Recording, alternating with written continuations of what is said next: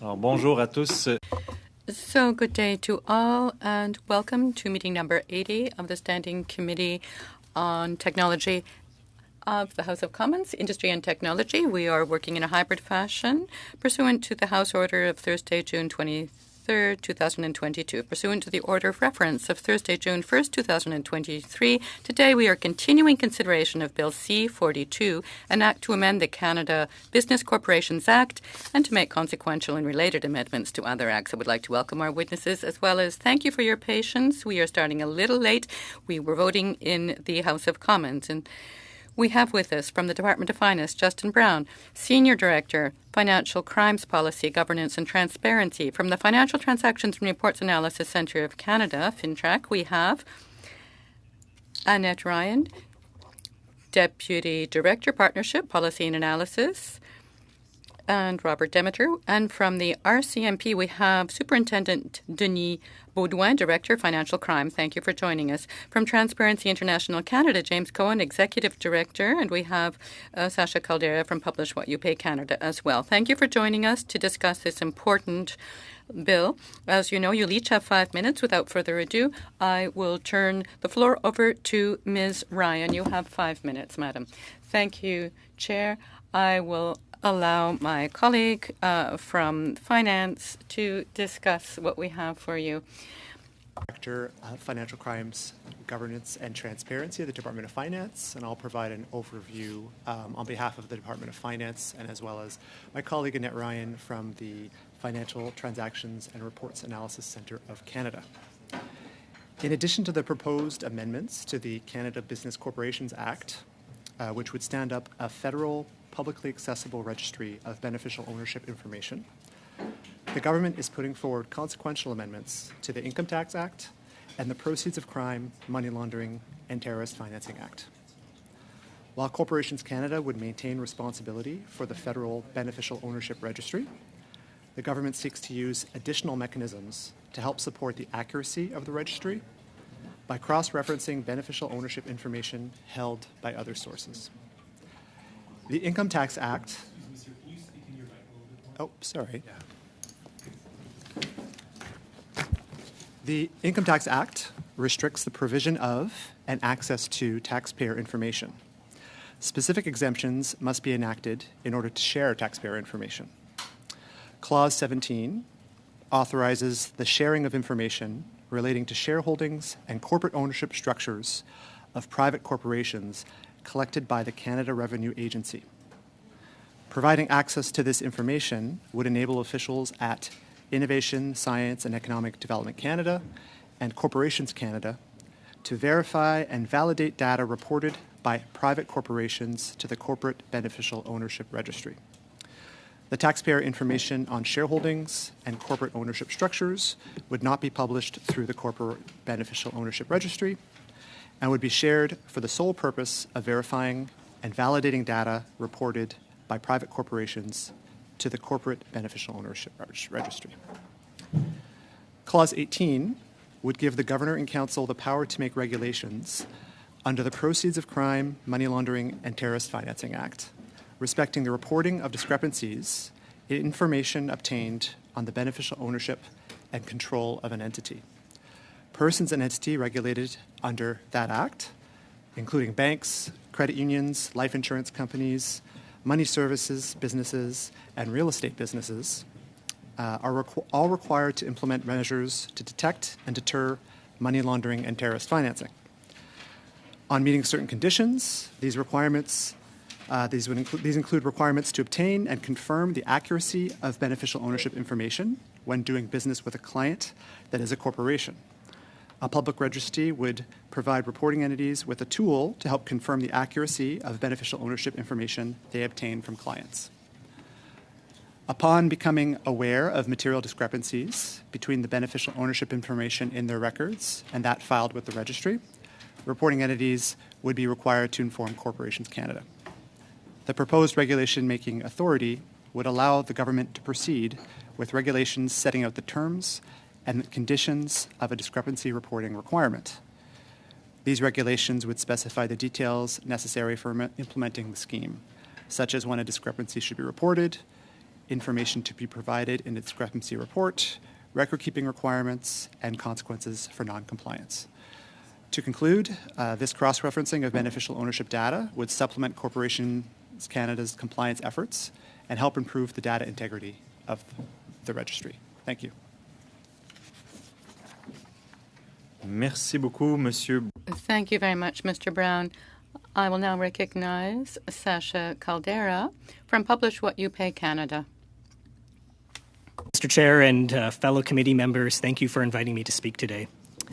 My name is Sasha Caldera, and I'm the Beneficial Ownership Transparency Campaign Manager at Publish What You Pay Canada. Publish What You Pay Canada is part of the global Publish What You Pay movement of civil society organizations working to make oil, gas, and mineral governance open, accountable, and responsive to all people. For the past 5.5 years, I've been leading a coalition of 3 civil society organizations to advocate for a public beneficial ownership registry with our partners Transparency International Canada and Canadians for Tax Fairness. Bill C-42 will deliver a critical blow to criminals who desire to take advantage of corporations governed under the CBCA. We applaud Minister Champagne's commitment to ensure that Canada's beneficial ownership registry is publicly accessible, free of cost, searchable, and scalable with provinces and territories. As Canada is a G7 country with an advanced service economy and a AAA credit rating, experts estimate that approximately $45 billion to $113 billion is laundered annually into the country. Canada's publicly accessible registry is in line with the G20 and Five Eyes countries who are deploying these tools as part of national security strategies to prevent corrupt foreign officials from hiding dirty money in liberal democracies. Currently, 108 countries around the world have made commitments to implementing publicly accessible registries. Bill C-42 is a positive step, and we recommend the following legislative amendments to strengthen the deterrence capability of Canada's registry. First, allowing the ability for anyone to search by country of residence and by the name of the corporation. Second, ensuring that all publicly accessible data fields are searchable. Third, forbidding post office boxes to act as the service address. Fourth, adding hybrid offenses for sections 21.1 sub 1 or 21.31 sub 1 of the CBCA. And finally, requiring beneficial owners to submit non-expired government-issued photo ID numbers to corporations for safekeeping and future ID verification. These amendments will improve searchability of the registry, penalize sophisticated offenders who have the financial resources to absorb current offenses, and adds mechanisms to prevent beneficial owners from knowingly abusing the PO Box system or by providing false information to corporations. We are pleased to hear efforts on behalf of Minister Champagne and Minister Freeland to reach out to provinces and territories. To bring provinces on board, we recommend for the federal government to strike an agreement with provinces and territories which can allow for provincially registered corporations to send beneficial ownership information directly into the federal registry. Provinces would need to pass legislation in their own business acts, yet this harmonization approach was used during the first beneficial ownership agreement in 2017. The federal government can also suggest that provinces can choose to implement their own beneficial ownership registries using the same design parameters and with the beneficial ownership open data standard to ensure that they are interoperable with the federal government. Through a flexible approach, smaller provinces would not have to devote resources to upgrading their own business registries, while larger provinces can follow the lead of early adopters like British Columbia and Quebec. As someone who was born and raised in Richmond, British Columbia, this registry will mean a lot for my hometown and for the province of BC. Richmond is one of the entry points for money laundering in Canada, and the harm to the province has been well documented by the BC Cullen Commission. From the fentanyl crisis, increased gang violence in broad daylight, underground casinos, and artificially inflated real estate, my hometown has changed. The impact of Bill C-42 will be felt beyond Canada's borders. Should Canada pass this legislation, this registry will be cheered on by communities around the world who are relying on these tools to track down officials who are looting tax dollars from national treasuries or stealing vital foreign aid dollars for personal gain. This registry will be a game changer in the global fight against tax evasion, organized crime, corruption, bribery, and terrorist financing. And I am proud to see Canada take this decisive step today. Thank you so much for your time, and I'm happy to take your questions. Merci beaucoup. Thank you very much, Mr. Caldera. I now recognize Superintendent Denis Baudouin of the RCMP. The floor is yours. Thank you, Chair.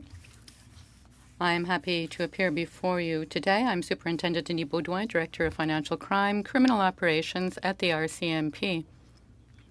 I'd like to begin by saying that the RCMP welcomes these measures to implement beneficial ownership registers. The transparency and information sharing they will bring about will enhance our efforts to fight financial crime.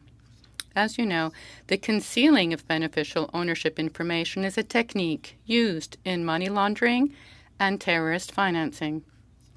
Front companies and shell companies play a major role in facilitating trade-based money laundering. Illicit actors use them to set up a screen between themselves and their activities. Concealing the identity of a company's true owners leads to increased risks of tax avoidance, sanction evasion, and having the proceeds of crime move both within a country and internationally. Without beneficial ownership transparency that is verified, our ability to prevent and combat such financial crimes is compromised. Inability to identify the true owners of a company quickly and without alerting them in the process can slow down criminal investigations, prevent law enforcement from tracking down suspects, witnesses, and evidence, and hinder the recovery and seizure of suspected proceeds of crime. The importance of beneficial ownership transparency is well recognized internationally, and beneficial ownership registries are increasingly the international norm. They have existed in the UK and the EU countries since 2016 and have proven a useful tool for law enforcement in deterring misuse of corporations for illicit finance activity. Evolving global anti-money laundering standards are now expect countries to maintain registry accessible to, at a minimum, competent authorities, with the majority of Canada's G7 and Five Eyes counterpart having implemented these registries to put them in place. In 2021, G7 finance ministers and central banks governors agreed that beneficial ownership registries are an effective tool to tackle illicit finance. The Financial Action Task Force, which is the global money laundering and terrorism financing oversight mechanism, recently adopted new requirements with respect to beneficial ownership registries. Canada is a founding member of the FATF, and the RCMP is a full participant in the Canadian delegation. With Canada making efforts to address beneficial ownership gaps, including through Bill C-42, we are showing that we are contributing to the global fight against financial crime. Identifier les véritables propriétaires de ces... Identifying the true owners of a company, we do away with the anonymity of the people behind account transactions and activities. Beneficial ownership registers can be an effective tool for law enforcement. We can combine the information they contain with other evidence and investigation practices to better track illicit funds. Moreover, they complement other more time-consuming means of gathering evidence that can also draw the attention of suspects to an ongoing investigation. Finally, this measure will improve the application of sanctions at home and abroad. It will improve monitoring as well as the freezing of financial assets. Though the RCMP welcomes this legislation, this is a federal initiative that will only apply to a small percentage of companies in Canada, given that most are incorporated under provincial laws. To avoid leaving vulnerabilities that can be exploited by illicit actors, beneficial ownership transparency must be addressed across Canada as a whole to be useful. Otherwise, criminals will simply use a province that doesn't have a registry to launder the proceeds of their criminal activities. The full participation of provincial and territorial governments is thus essential. While a transparent corporate registry is a step in the right direction, it will not resolve all challenges law enforcement faces in its fight against financial crime. The RCMP welcomed the recent changes announced in the budget, such as the criminalization of unregistered money service business and the addition of a structuring offense. Looking at our international partners, Canada's AML regime could benefit from better information sharing legislation between private and public organizations and tools to investigate professional money launderers. We're working with our AML regime partners to address these information sharing gaps and challenges. Thank you for the opportunity to be here today, and I welcome any questions. Merci beaucoup, Monsieur Baudouin. Je passe. Thank you, Mr. Baudouin. And I now recognize Mr. Cohen of Transparency International Canada. You have the floor, sir. Mr. Chairman and members of the committee, thank you for inviting me to speak to you today. My name is James Cohen, and I am the Executive Director of Transparency International Canada. TI Canada is a registered charity and is the Canadian chapter of Transparency International, the world's leading anti-corruption movement.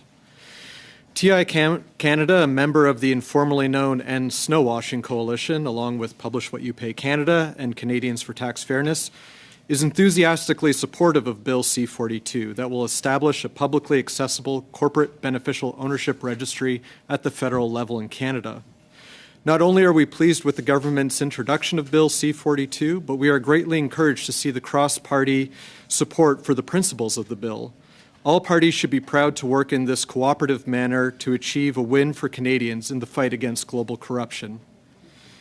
The term snowwashing was coined in the Toronto Star and CBC's 2016 investigation of Canada as a destination for illicit funds. But importantly, second, our laws have had transparency gaps and weak enforcement. TI Canada led a coalition report in 2022 called Snowwashing Inc., where we looked at the websites of foreign corporate service providers. Their sales pitches are shocking in how blatant they are, letting potential clients know that a Canadian or provincial limited partnership is a great vehicle for your funds to not be noticed. One website went so far as to say, if you think the UK has become too transparent thanks to their registry of significant control, why not try Canada? While a public beneficial ownership registry is not a panacea for solving money laundering, it is a critically important tool in the fight to end snowwashing. As an example of its effectiveness, the civil society organization Global Witness conducted research where they observed that Scottish limited partnerships, which were notorious for being abused by criminals, saw a steady increase of incorporation from 2011 to 2016. In 2016, when SLPs became subject to Registry of Significant Control disclosure in the UK, their incorporation rate dropped by 80%. Transparency International has also documented numerous cases of civil society organizations working across borders to help identify kleptocrats and their stolen assets. On the content of Bill C-42 itself, TI Canada is pleased to see a number of features that the Coalition has called for, such as zero pay for search, protection for whistleblowers, and a tiered system for data for the public and for law enforcement. I would also add the justification for Bill C-42, not just to fight money laundering, but also as a form of corporate due diligence, will hopefully bolster the beneficial ownership registry from legal challenges like we saw in Europe last year, where Anti-Money Laundering Directive 5 only justified registries from an AML perspective. Where the real merit of the registry will come in will be its implementation. We urge the government to provide the necessary funding for the registry so that it may be staffed, so regular risk-based approaches to data reviews can take place, as well as a dependable form of data verification can be set in place. Of course, as everyone knows, the provinces and territories need to work with the federal government to make this registry truly effective. I implore provincial representatives following these hearings to respond to Mr. Champagne and Mr. Freeland's letters to cooperate. Do not be the holdout secrecy jurisdictions in Canada. It's not a reputation that you want. After years of being an international laggard on this front, Canada now has a foot to stand on diplomatically to bring holdout countries to come up to our standard on beneficial ownership transparency, and we encourage the Canadian government to do just that, especially at the Conference of State Parties to the UN Convention Against Corruption later this year. The more good guys cooperate on this, the more the bad guys lose, and we can work towards ending snowwashing. Thank you. I'm happy to take any questions from the committee. Merci. Thank you very much, Mr. Cohen. Thank you to all our witnesses. We will now begin our discussion with Mr. Viz. You have 6 minutes. Mr. Chair, and thank you to all of the witnesses here today. To the group that sent in this awesome document on Friday, I almost wish we would have a bit of time between hearing from witnesses and receiving the information and tabling, but we're going to do our very best today to get some of your amendments that you brought forward put into the bill today. I think you do a lot of good work, and Mr. Caldera, coming from British Columbia as well, I've seen firsthand the damage that money laundering has done in our province, and it's one of the big reasons we're working with the government to see this legislation pass. I don't think the legislation's perfect, but it is a very positive step in the right direction to give our law enforcement agencies the tools they need to stop and end snow washing. With that, I don't know if you guys, were any of you provided access to any of the amendments that were brought forward by our party or any other political party? No, not to my knowledge. Okay, they're confidential. Okay. On that note, then, one of the big challenges that I think everyone around this table has recognized since we had our last meeting is the undeniable fact that most corporations in Canada are not registered with the federal government. And when we break it down with significant threshold, the number of companies that would be included in this is actually quite small. Would your organizations be, and this is to Mr. Caldera and Mr. Cohen, would your organizations be in favor of stronger provisions in the legislation and the minister, I will note, has committed to working with the provinces, but stronger measures in the legislation to ensure provincial participation. And in the case of fines, that say if a province or a territory makes an agreement with the federal government to participate in it, that the criminal code provisions embedded in this legislation would apply to provincial corporations as well. Great. Maybe I can take this answer. Okay, so with respect to the threshold, I think you're referring to the 25% versus 10%. Is that correct? That's one thing. I just said that as a side comment. But my real question is, if we get provinces to opt in, should provinces and territories be subject to the same criminal code provisions as federally registered corporations? Right. Yeah, I think they should, because this could pertain specifically to beneficial ownership information.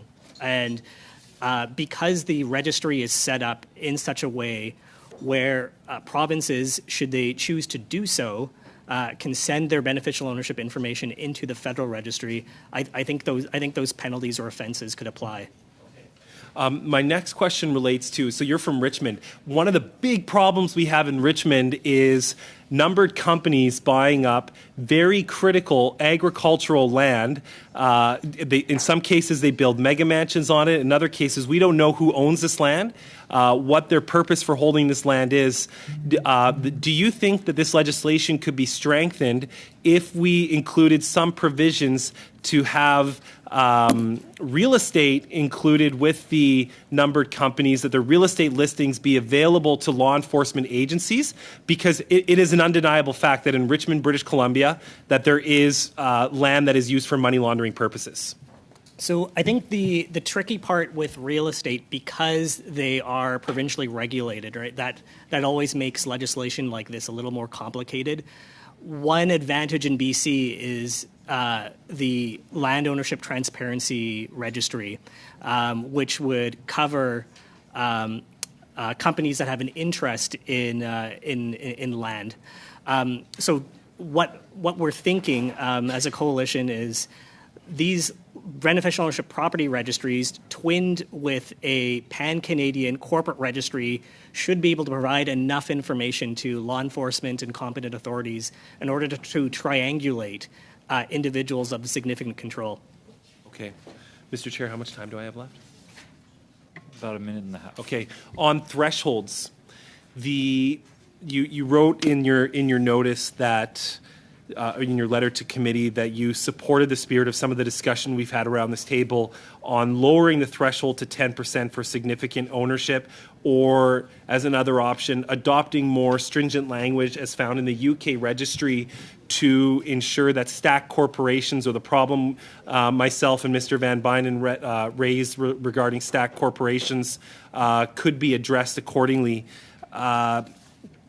Do you think that if we lower, I don't, maybe I'll pose this question to the RCMP, would lowering the threshold to 10% create any unnecessary administrative complications between the Terrorism Financing and Money Laundering Act with this registry? Could we work it out that law enforcement agencies have the right information if the threshold under this legislation was different than, say, the thresholds for significant ownership in the other legislation were different? I don't think it would create a burden on law enforcement. I think the burden may be on the registry itself, just because of the increased amount of ownership and everything that would have to be kept. The RCMP standpoint is that more names and more information, the better, because as we're trying to make links in criminal investigation, it certainly can help. So, Mr. Baudouin, so if we were to adopt a lower threshold of significant ownership, that would provide the RCMP with more tools to combat money laundering in Canada, and maybe we could work out the administrative challenges with the Terrorism Financing and Money Laundering Act later. Yeah, like I said, the more people, the more owners that we find owns these companies, the better, as we're trying to making links, so yes. Okay. Thank you very much, thank Mr. you. Viss. I'm afraid that's all the time you have. I will now yield the floor to Mr. Sorbera. Thank you, Chair. It's wonderful to join the committee this afternoon. I want to say thank you for that opportunity, and also applaud the committee, all individuals here from all parties, for the great work they've done on this bill. If I can just go back in time a little bit, I had the fortune of participating in a study in my first session of Parliament titled "The Confronting Money Laundering and Terrorist Financing: Moving Canada Forward." It was published in November of 2018. We traveled to the UK, Washington, D.C., Toronto, New York, and had extensive missions. It's a rotation between the Senate and the House every 5 years that this study takes place. And the first recommendation was I'm just looking at it now, the implementation of a public registry, beneficial ownership registry, with the threshold of 25%, and I was reading a list of recommendations over just now. So I'm very, very happy to see that this is going forward, and I applaud the chair and I applaud the Minister Champagne for the work that's been done, and the entire team. This is a huge step forward. Sasha, as I kind of nodded to you in your comments, I've also had the good fortune of growing up and living in British Columbia before I moved to Ontario and became an MP, and amongst other things. I was wondering if you can elaborate just how big of a step the implementation of this public beneficial registry is to combat money laundering, especially within the real estate sector in British Columbia, please. Oh, for sure. Thank you for your question. This registry will be a game changer for the province and for combating the proceeds of crime. Previously, Canada didn't have an understanding of who ultimately controls a private corporation that is governed under the CBCA. We know that criminals, for instance, are able to hide and to use these corporations and abuse Canada's tax system, and also, these remaining anonymous, for instance, allows for broader crimes to impact community safety. So anything from drug trafficking to weapons trafficking, and some of the incidents that have been publicly noted in Richmond in particular. Okay. And with regards to the protection of data or privacy considerations, either to you, Sasha, or to James, in terms of how we strike the balance in terms of when you implement a public beneficial registry, in terms of that balance of privacy. because there have been concerns. And I also understand the situation. We are a fiscal federation. We do need the provinces to get on board. I think it's a 90-20, 90-10 split, if I'm not mistaken. So we do need the provinces on board on this as well. But can you speak to the privacy considerations, please, and the balance there? For sure. I'll add some comments and then I can turn it over to my colleague James from TI Canada. So privacy is really important. It's a protected right in Canada. And the fields that would be publicly accessible in this bill are actually quite compatible with Canada's privacy rights and the protections under our charter.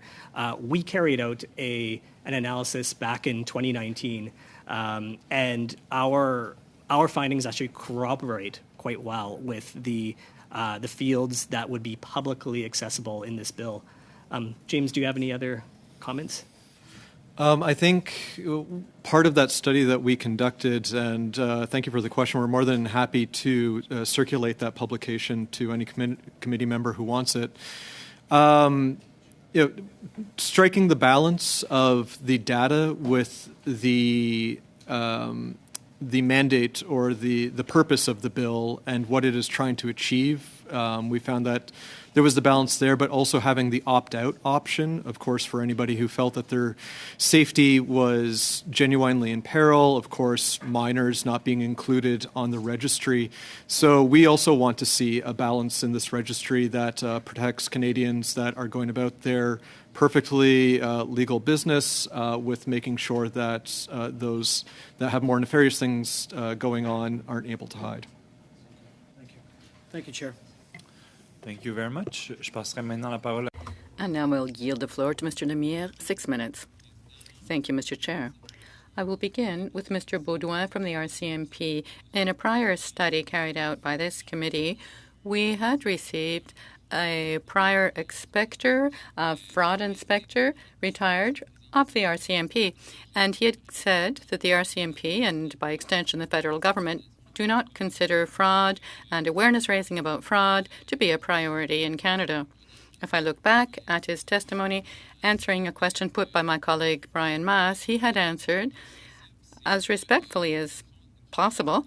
He was explaining that he had a certain level of frustration when he was a member of the RCMP. He had the impression that the RCMP itself didn't understand how important fraud is or how badly it hurts its victims. So, do you have the means to carry out your work thoroughly? Should we provide you with further personnel to increase investigation into fraud?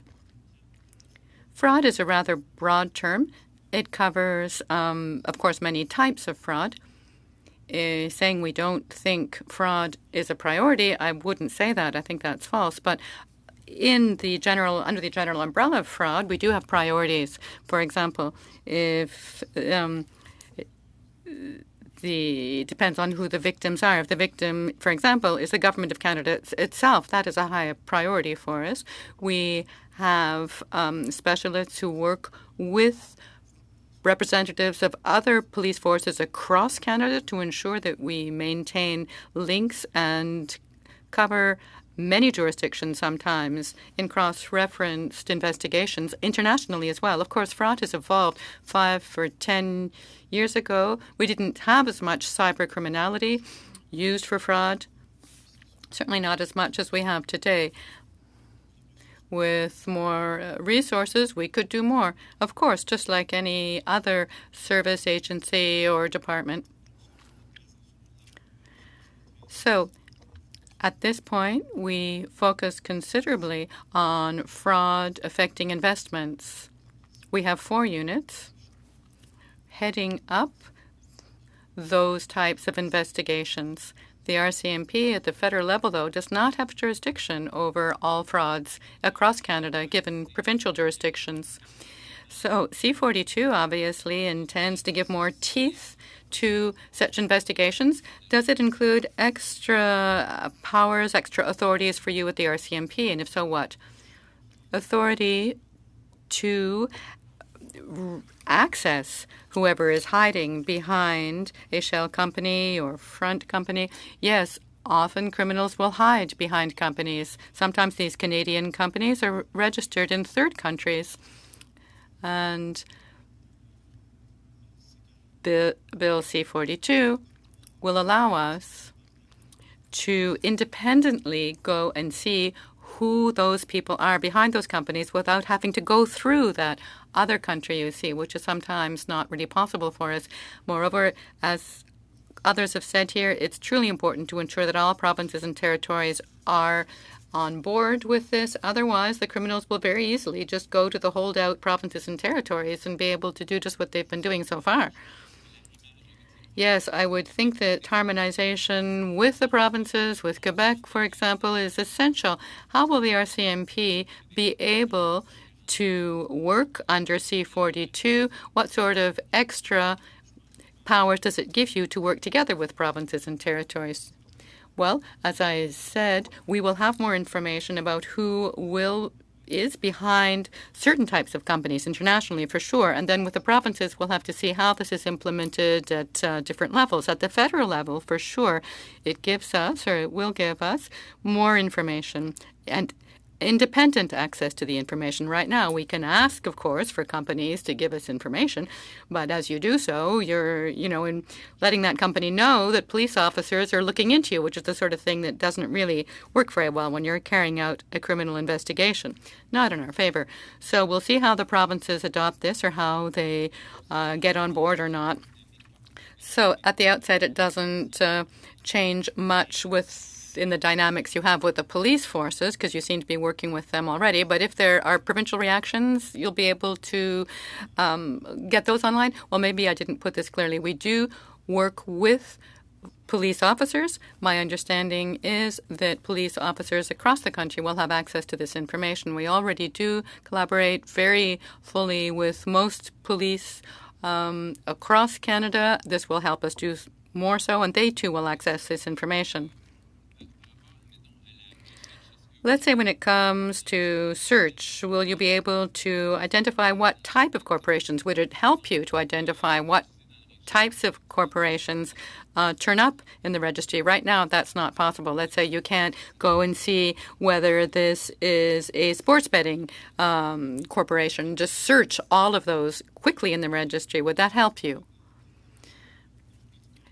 From experience, criminals will often lie about the actual nature of their supposed business. They don't really have a business. Keep that in mind. They put something terribly general that doesn't really make it possible to track down who they are based on some sort of definition of the supposed corporation and activity that is listed there. I think that all this needs to be verified against other facts. Certainly this will help us save time.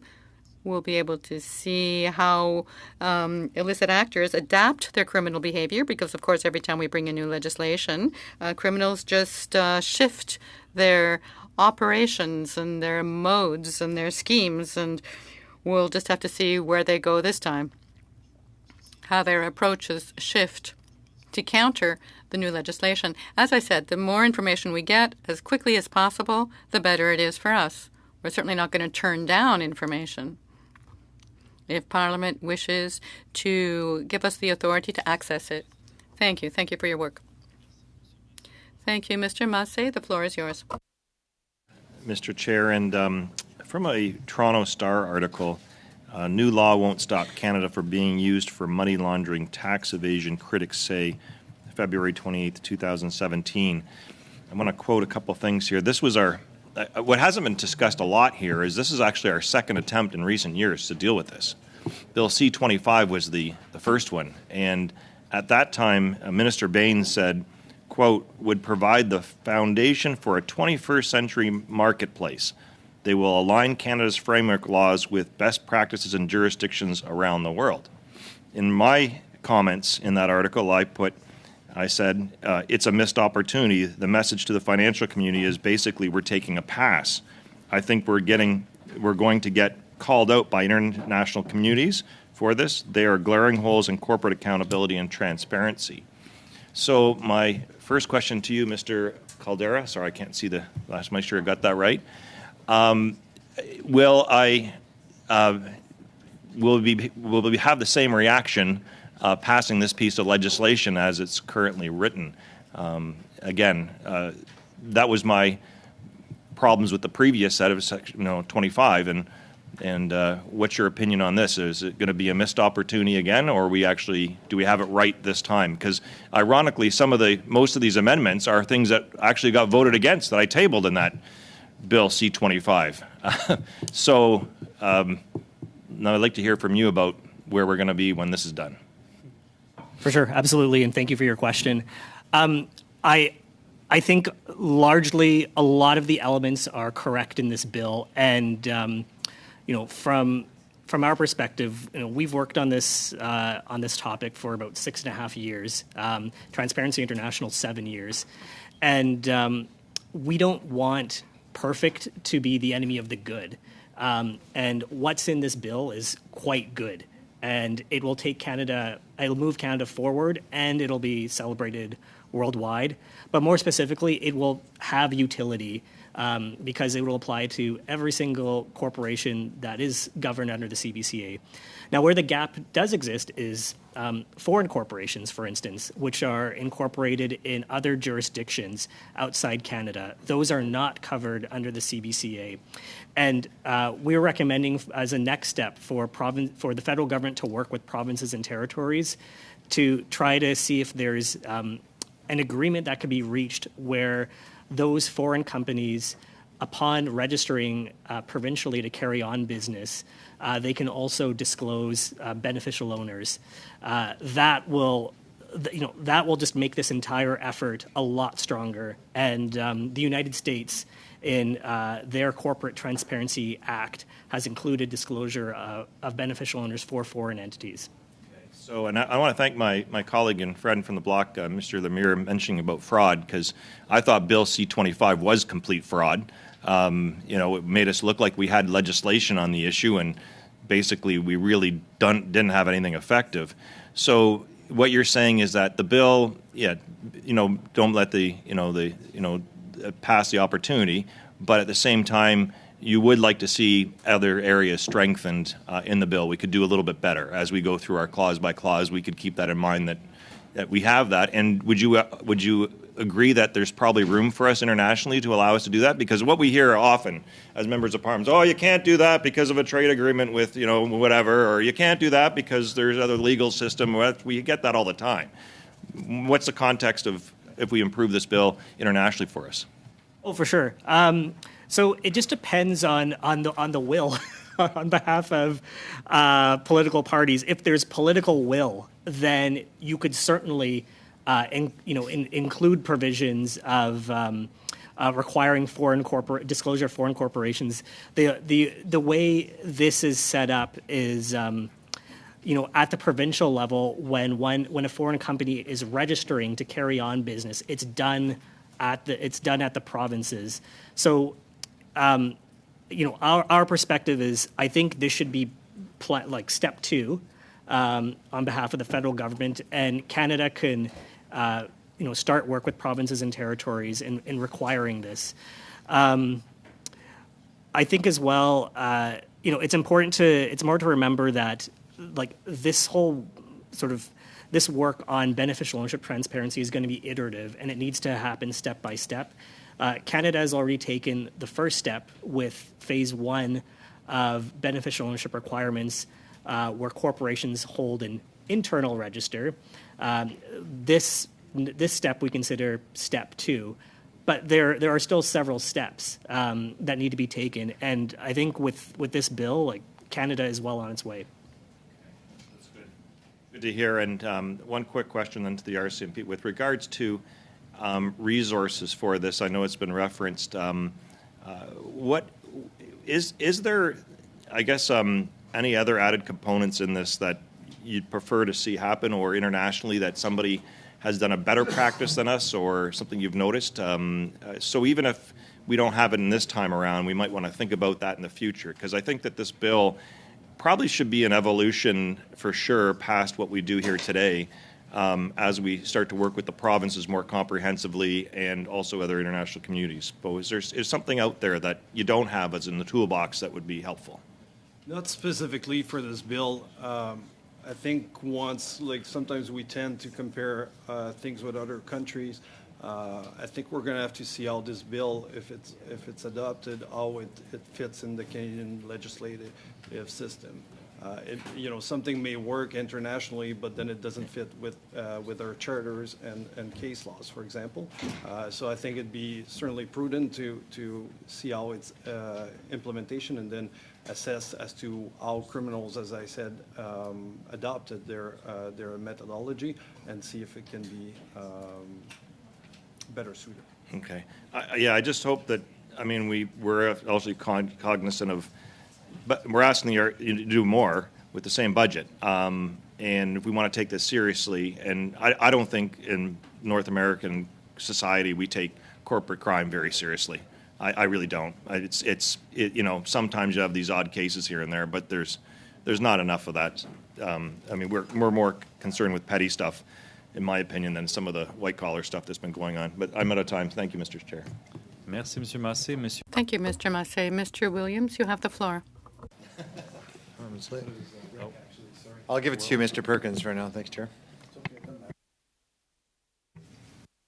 Thank you, witnesses.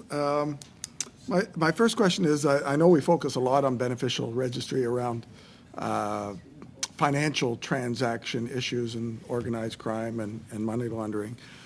But in another committee I sit in, fisheries, we're dealing with the issue of trying to actually understand who is a beneficial owner of a fisheries license that is granted by Department of Fisheries and Oceans.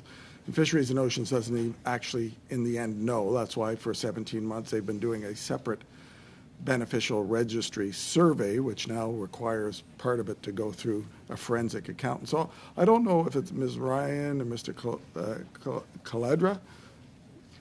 Caldera, or which witnesses wants to speak to the issue of a broader application of this beyond the obvious money laundering issues. Mr. Cohen? I'll defer to my colleague, Mr. Cohen. Thank you very much for that question. Indeed, the issue of beneficial ownership transparency in government procurement, licensing, permits, and grants is a very serious issue. And while we've been pushing for a registry all these years, if the government were to adopt beneficial ownership transparency as part of the due diligence process for procurement, grants, license, and permits, the power of the purse and the power of the government to issue those various processes would be incredibly powerful in compelling a lot of companies to come forward with that information, also deterring those who want to exploit our system. So I've looked a little bit at the recent news on your committee's work on beneficial ownership in fisheries, and we have to kind of frame that in mind. I'm sure you've seen plenty of articles about it.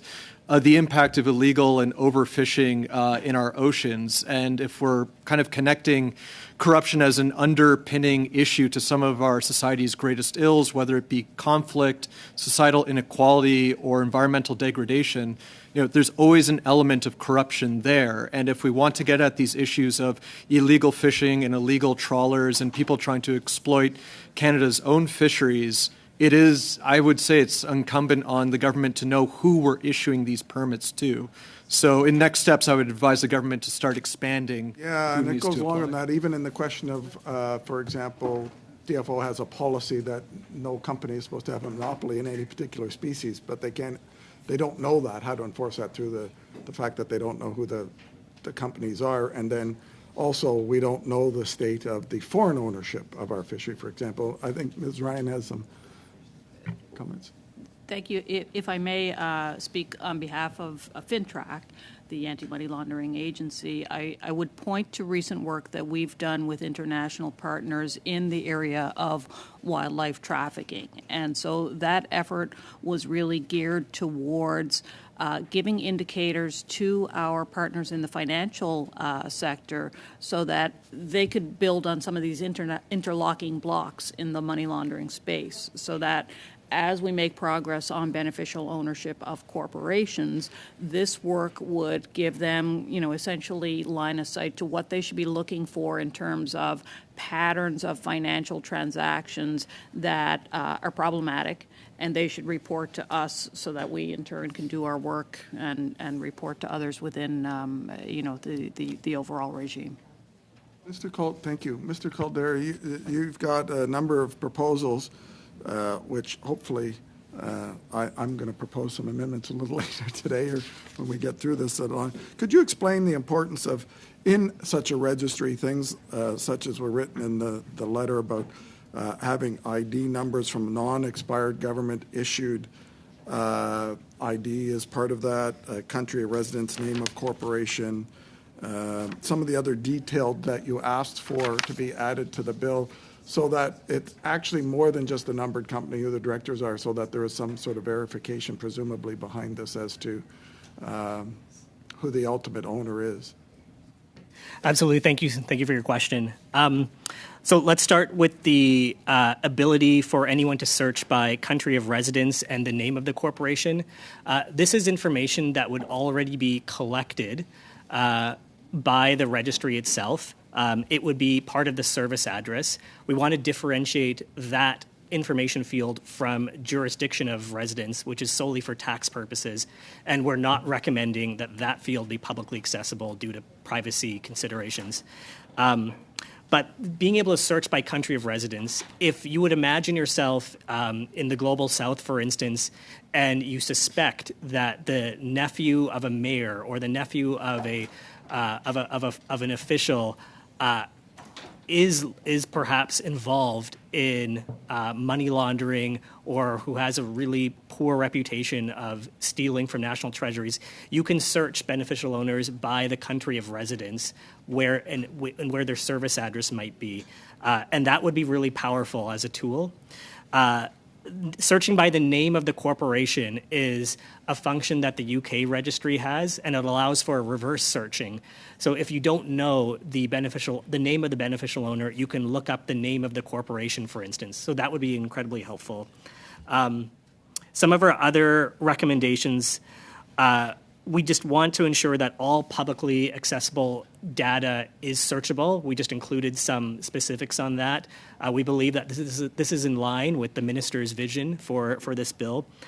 Now, adding hybrid offenses as well, that is something that we heard from committee members. In fact, this is a position that we've long had at Publish What You Pay Canada and Transparency International Canada.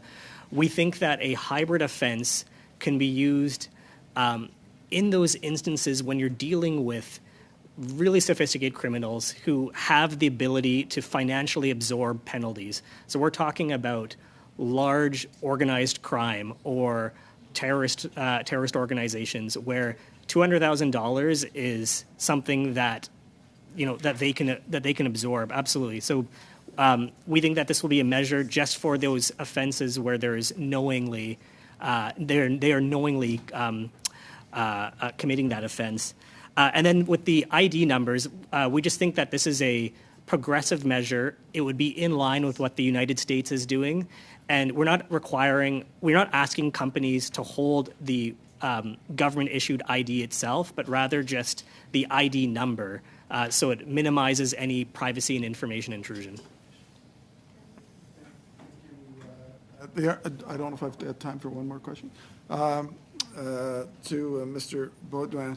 So one of the challenges, as my colleague pointed out, which you know, that 90% plus of registered companies in Canada are provincial, so this gets to a small portion of it. We've got an amendment proposal here that would at least allow, I think, a linking of on agreement with the provinces of a provincial registry.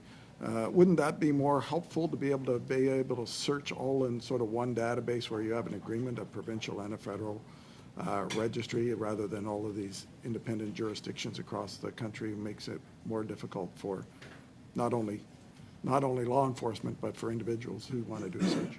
Short answer, but yes, it would be much easier to search one database instead of searching 14 databases. Thank you. Merci beaucoup, Monsieur Gaillir. La parole. Thank you very much. Mr. Gaillir, you have the floor. Thank you, Chair, and thank you to all the witnesses for making time for this committee. My questions are for Ms. Ryan from FinTrack.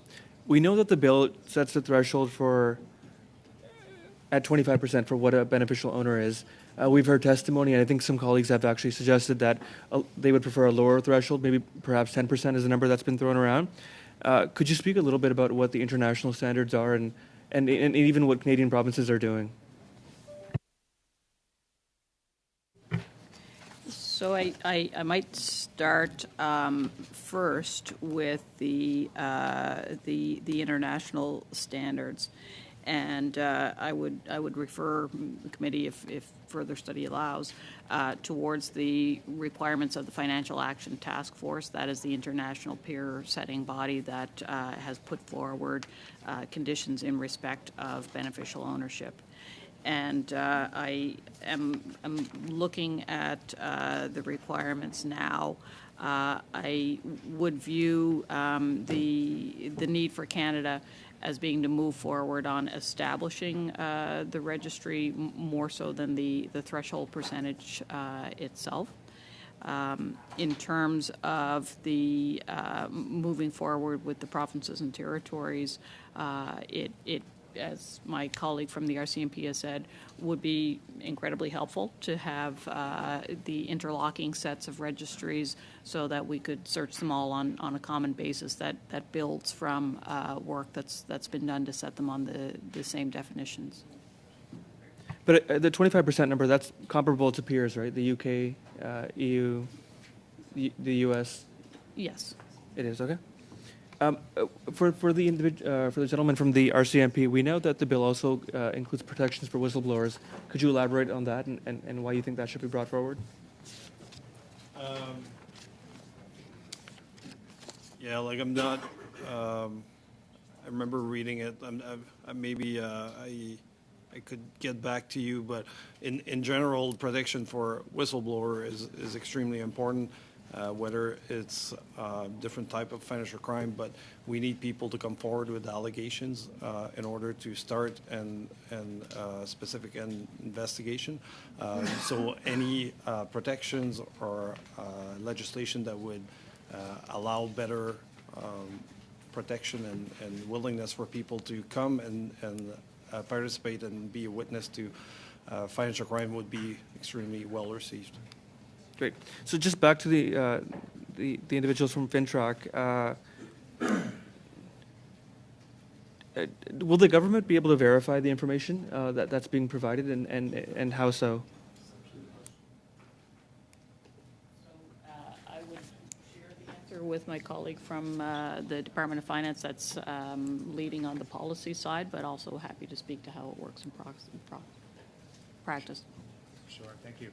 As part of the bill, Corporations Canada maintains the responsibility for the registry and is being provided a toolkit to ensure its integrity.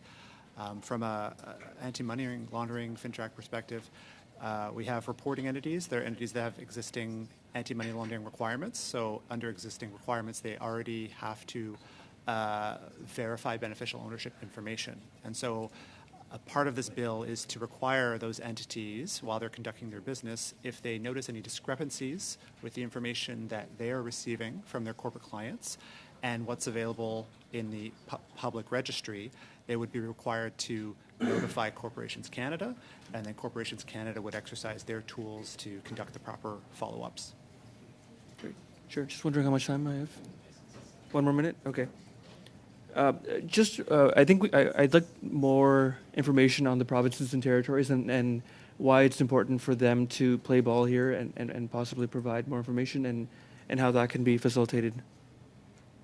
Sure, happy to build on what others have said. Incorporation is a shared jurisdiction in Canada, and federal incorporation is less than 15% of all of corporations of Canada. And so this bill would represent an important step by implementing a federal registry for corporations. However, there remains 85% of corporations that would not be covered. And so the government is committed to continuing to work closely with provinces and territories to create a pan-Canadian solution, a pan-Canadian approach to this issue. And that could include provinces and territories joining the federal registry, or it could include provinces and territories incorporating their own registries and then making them interoperable with the federal one. Great. Thank you so much. Merci beaucoup, Monsieur Gaillard. Thank you, Mr. Gaillard. Mr. Lemire. Ma question sera pour Monsieur Brown. J'ai posé la question lors de la visite du ministre Champagne, à savoir à combien se chiffre actuellement le blanchiment d'argent au pays. Je n'ai pas été capable d'avoir une réponse. Est-ce que vous êtes capable de nous en dire davantage? Point of order. Petit moment, Monsieur le. Just a moment, Mr. Lemire. I'm just checking to see that we have translation. Are we on with the interpreters? We are. Good. Thank you. Thank you, sir. Mr. Lemire, please just put your question again, if you don't mind. Thank you, Mr. Chair. So my question is for Mr. Brown. I'm wondering if you have information to fill in. For the question I put to Mr. Champagne last week, I asked how much money is laundered in Canada a year, and he wasn't able to give me a clear answer. What is the figure? I will give you some figures. I have some UN data. About 2.5% of the GDP. In Canada, that would be between $40 and $100 billion. I have another data from 2020. Yes, I have more data from a report. I only have the English words for it. Criminal Intelligence Service Canada. It's one of their reports stating between $45 and $113 billion in Canadian dollars. That said, there is no specific methodology being used. It's estimated in Canada and around the world. Some say that this is not a high enough amount, the aim of criminality being to hide the proceeds of crime, and others say that it might be a little high because sometimes we're counting the same amounts 2 or 3 times. So I'm giving you these figures, but it's very difficult to tell. So that's quite striking, isn't it? When it comes to funding the fight against money laundering and snow laundering, snow washing, boy, we're talking about a lot of money. Do you think that Bill C-42 gives you at the Department of Finance sufficient tools to do something about this? Does it give you extra tools to use? Is there anything you'd like to have us improve? The bill is an important one. It deals with a big gap in the legislations of Canada, legislative tools of Canada. There's no panacea, of course, to this that's perfect. As has been said, it will be very important to work with the provinces and territories to ensure a true harmonized and pan-Canadian approach to this ill. When it comes to recovering the assets and proceeds of crime, the assets of criminals, and carrying out investigations and criminal cases, that too is a place there are some gaps, a place we need to do more.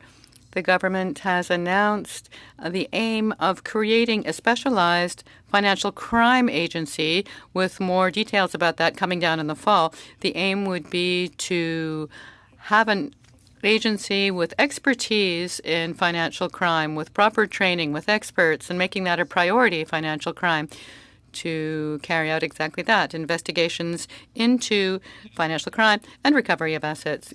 Good news. Thank you. Thank you, Mr. Lemire. Mr. Massey.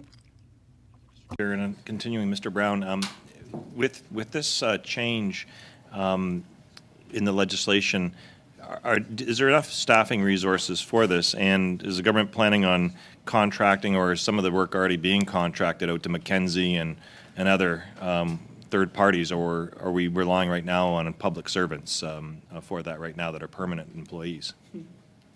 I could say last year, almost $40 million was provided to ISED to support work with them and Corporations Canada to develop and implement this work, including next steps in terms of working with the provinces. Okay, but of that funding, was there percentages, or what was there contracts going to third parties to provide that, or is it public servants that are permanently employed employees doing that work?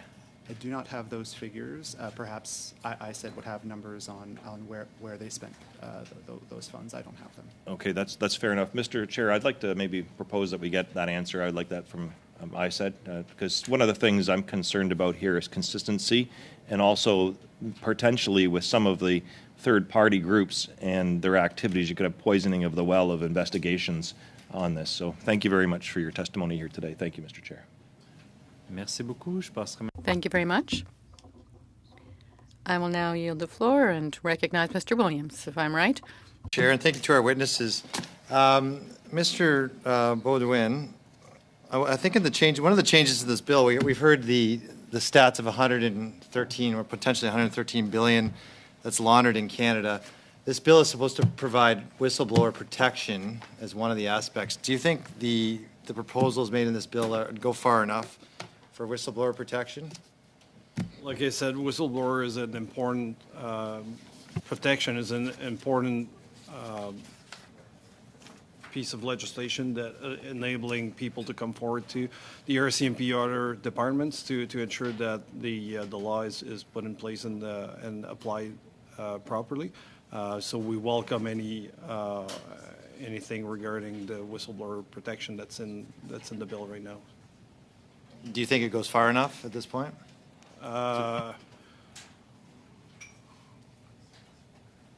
Like I would have to get back to you and really study that piece of legislation. If you can just have a look and just give your opinion, I think one of the aspects we're looking for is to ensure that we do go far enough. We don't want to just catch up, but make sure that those that can come forward, that they do, and especially from the RCMP, that they're protected.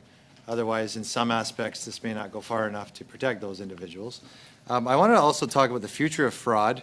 So we study a lot of different bills, and we're talking about the benefits, but also the drawbacks of blockchain and cryptocurrencies.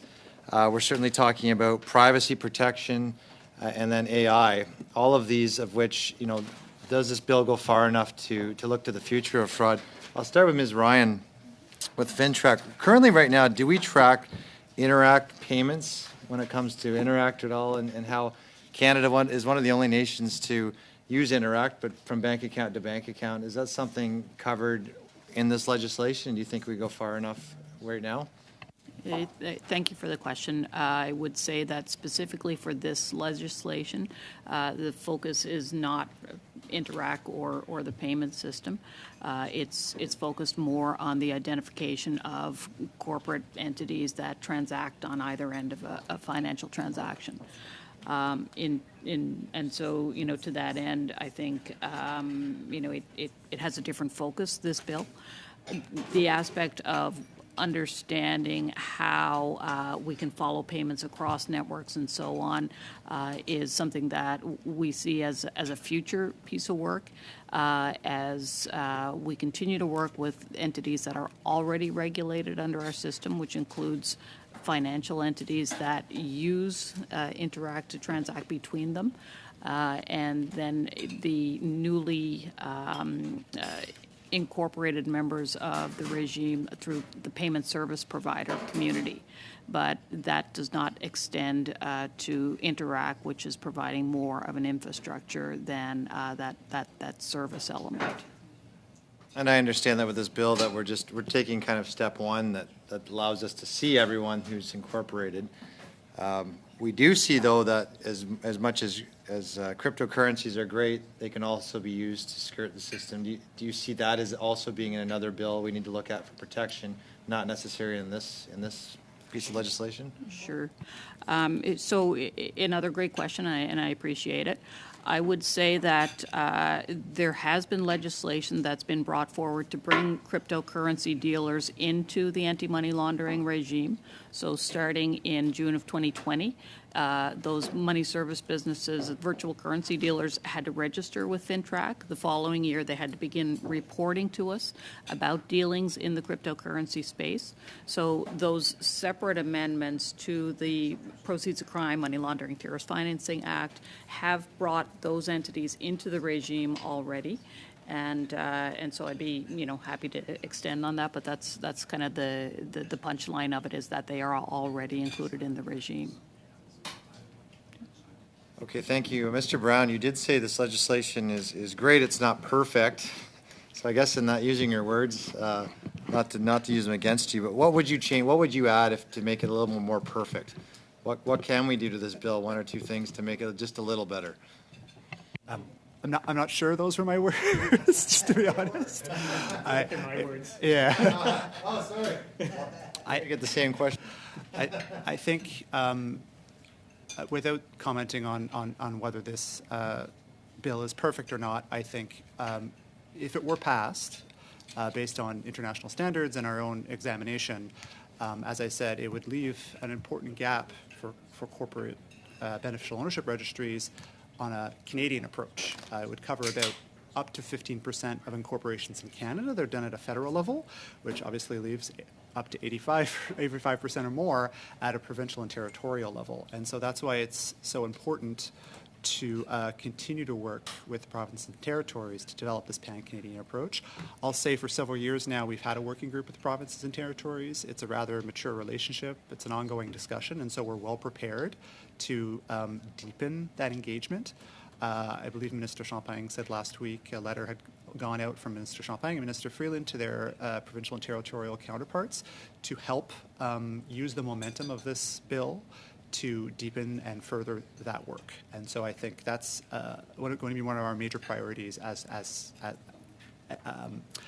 if this bill passes, it'll be a very important step to then exploring that pan-Canadian approach even more. If you want, yeah. And just the last question, and Mr. Caldera, you could answer this as well, but I guess I'm looking at what is the projection from the government? This bill goes forward, and we have $113 billion a year in money laundering right now. What are we going to drive that number down to?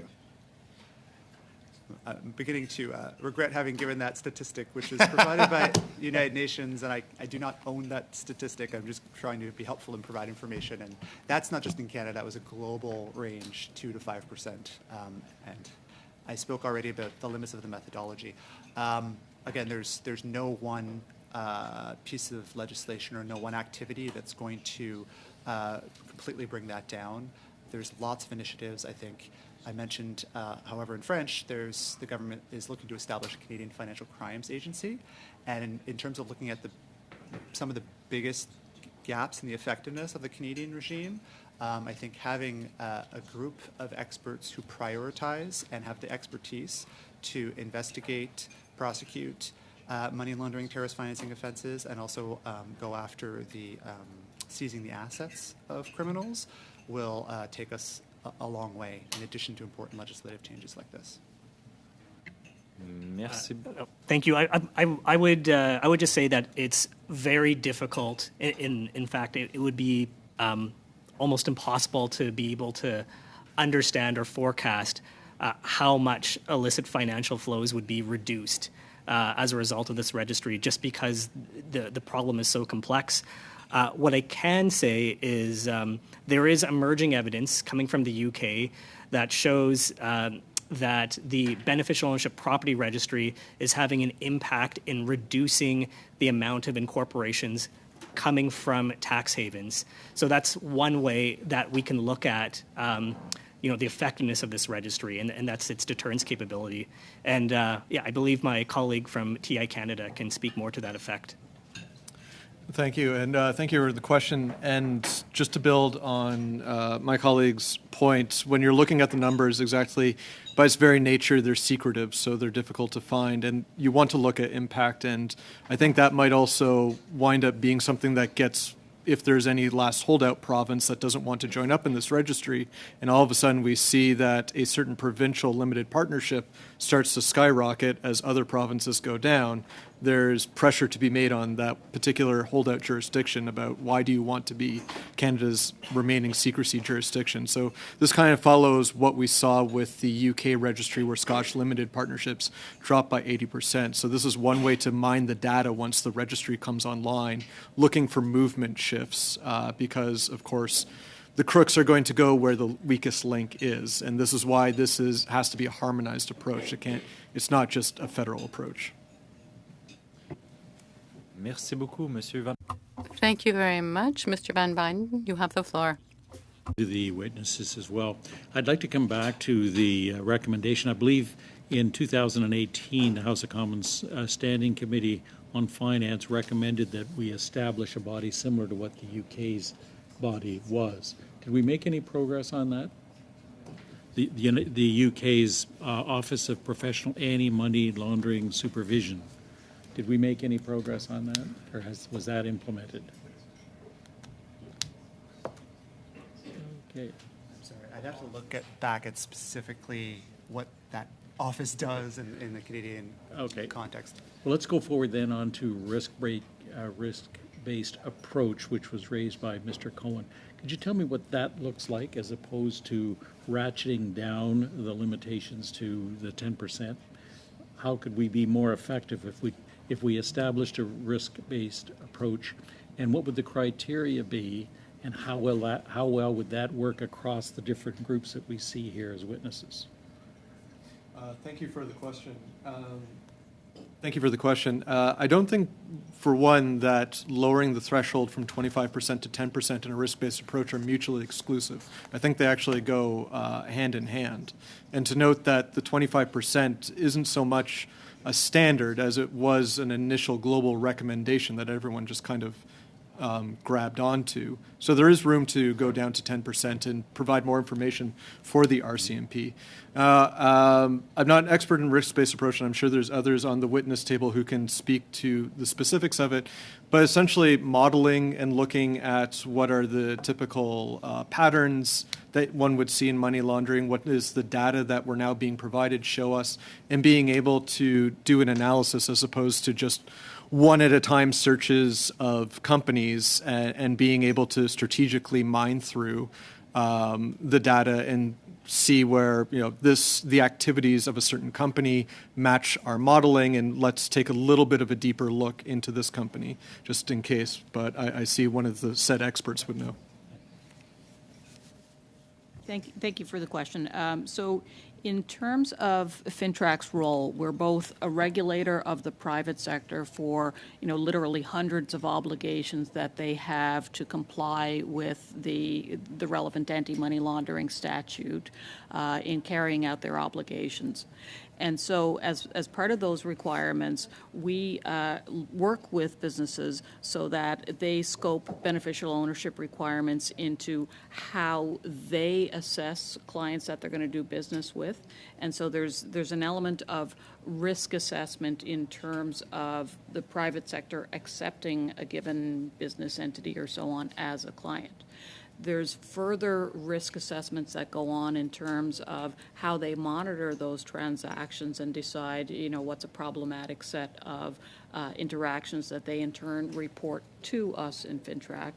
We layer on other risk assessments in terms of our compliance functions. So as we, look back in terms of the reporting entities that we oversee, which ones present profiles that are problematic so that they would be higher on our list of compliance examinations. So it does happen at different stages in how we do our work, and depending on your question, I could speak more fully on that.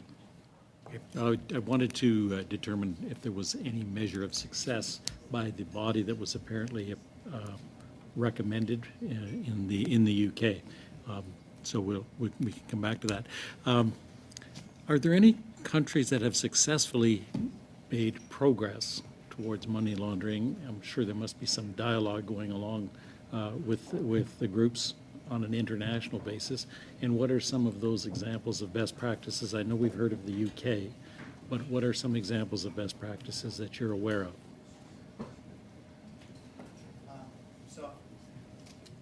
Money laundering is something I would say all jurisdictions in the world struggle in terms of addressing. In terms of successes, perhaps my colleagues can give specific examples.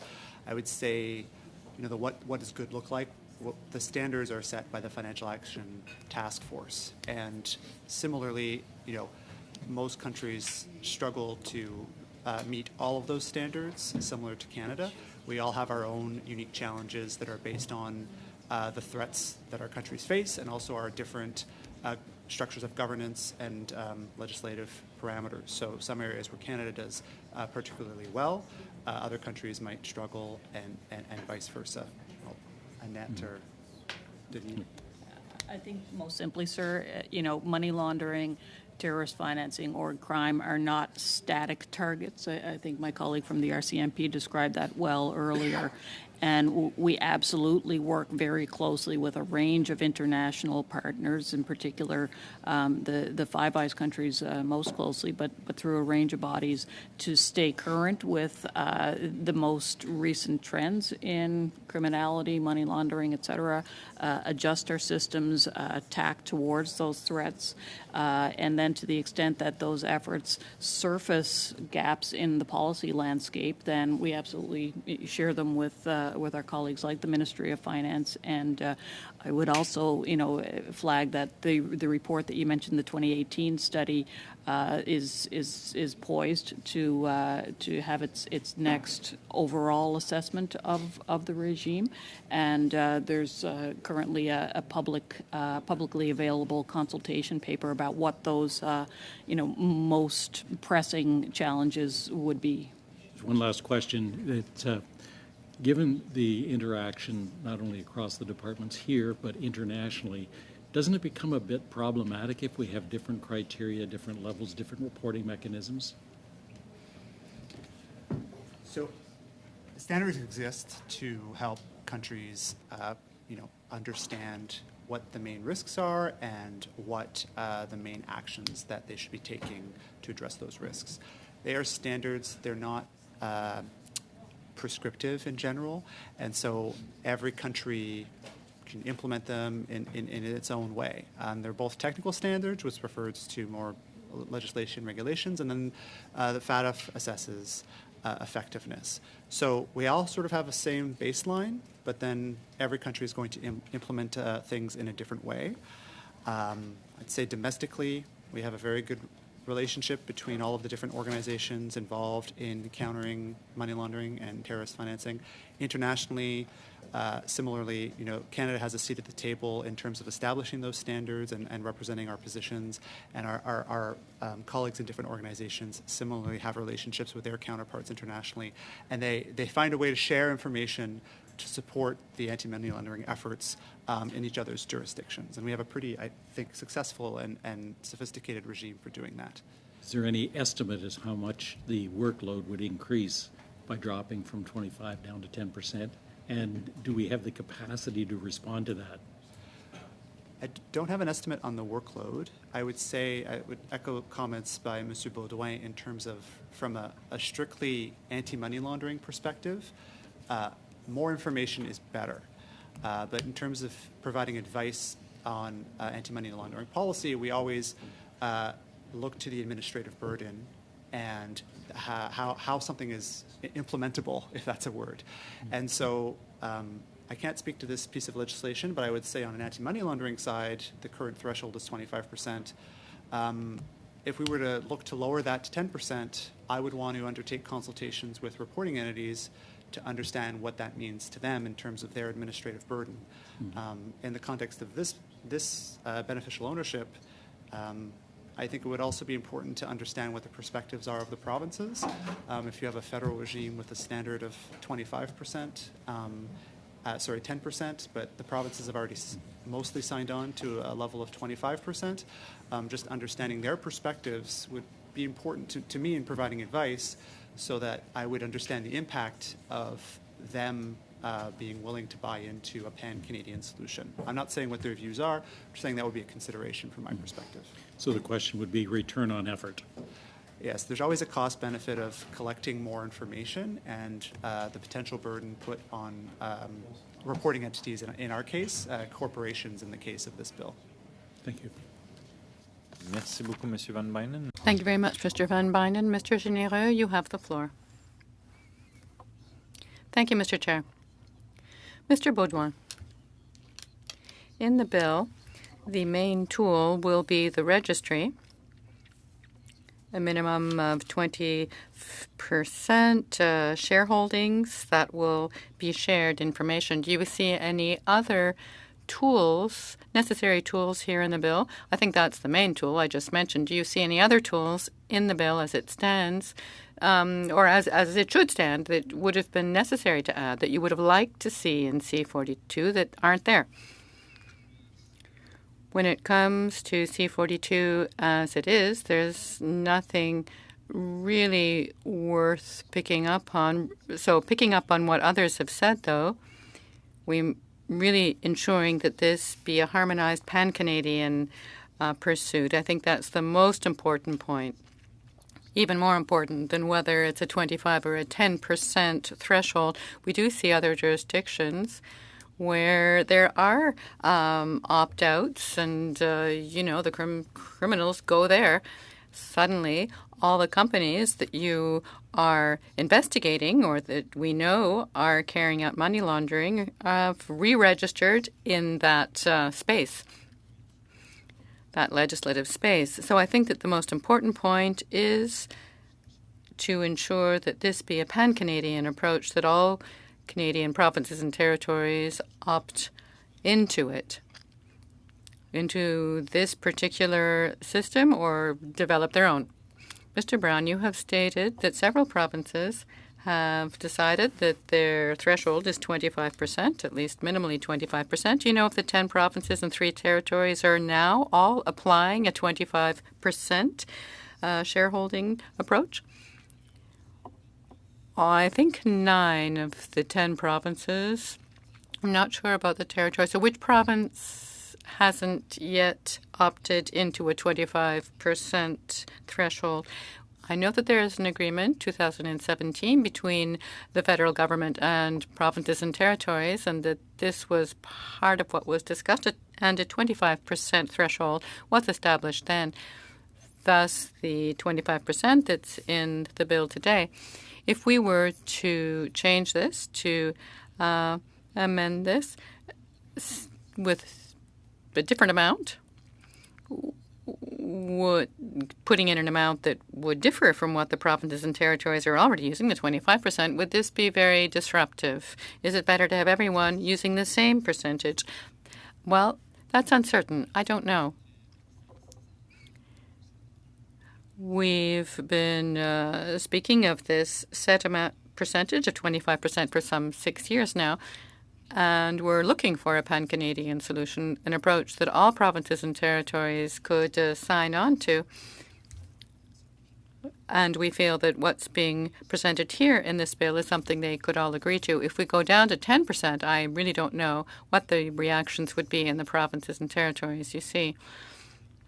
And it might make things a little more complicated, make information sharing a little more complex, too, between the federal and provincial levels if there are different threshold levels being applied.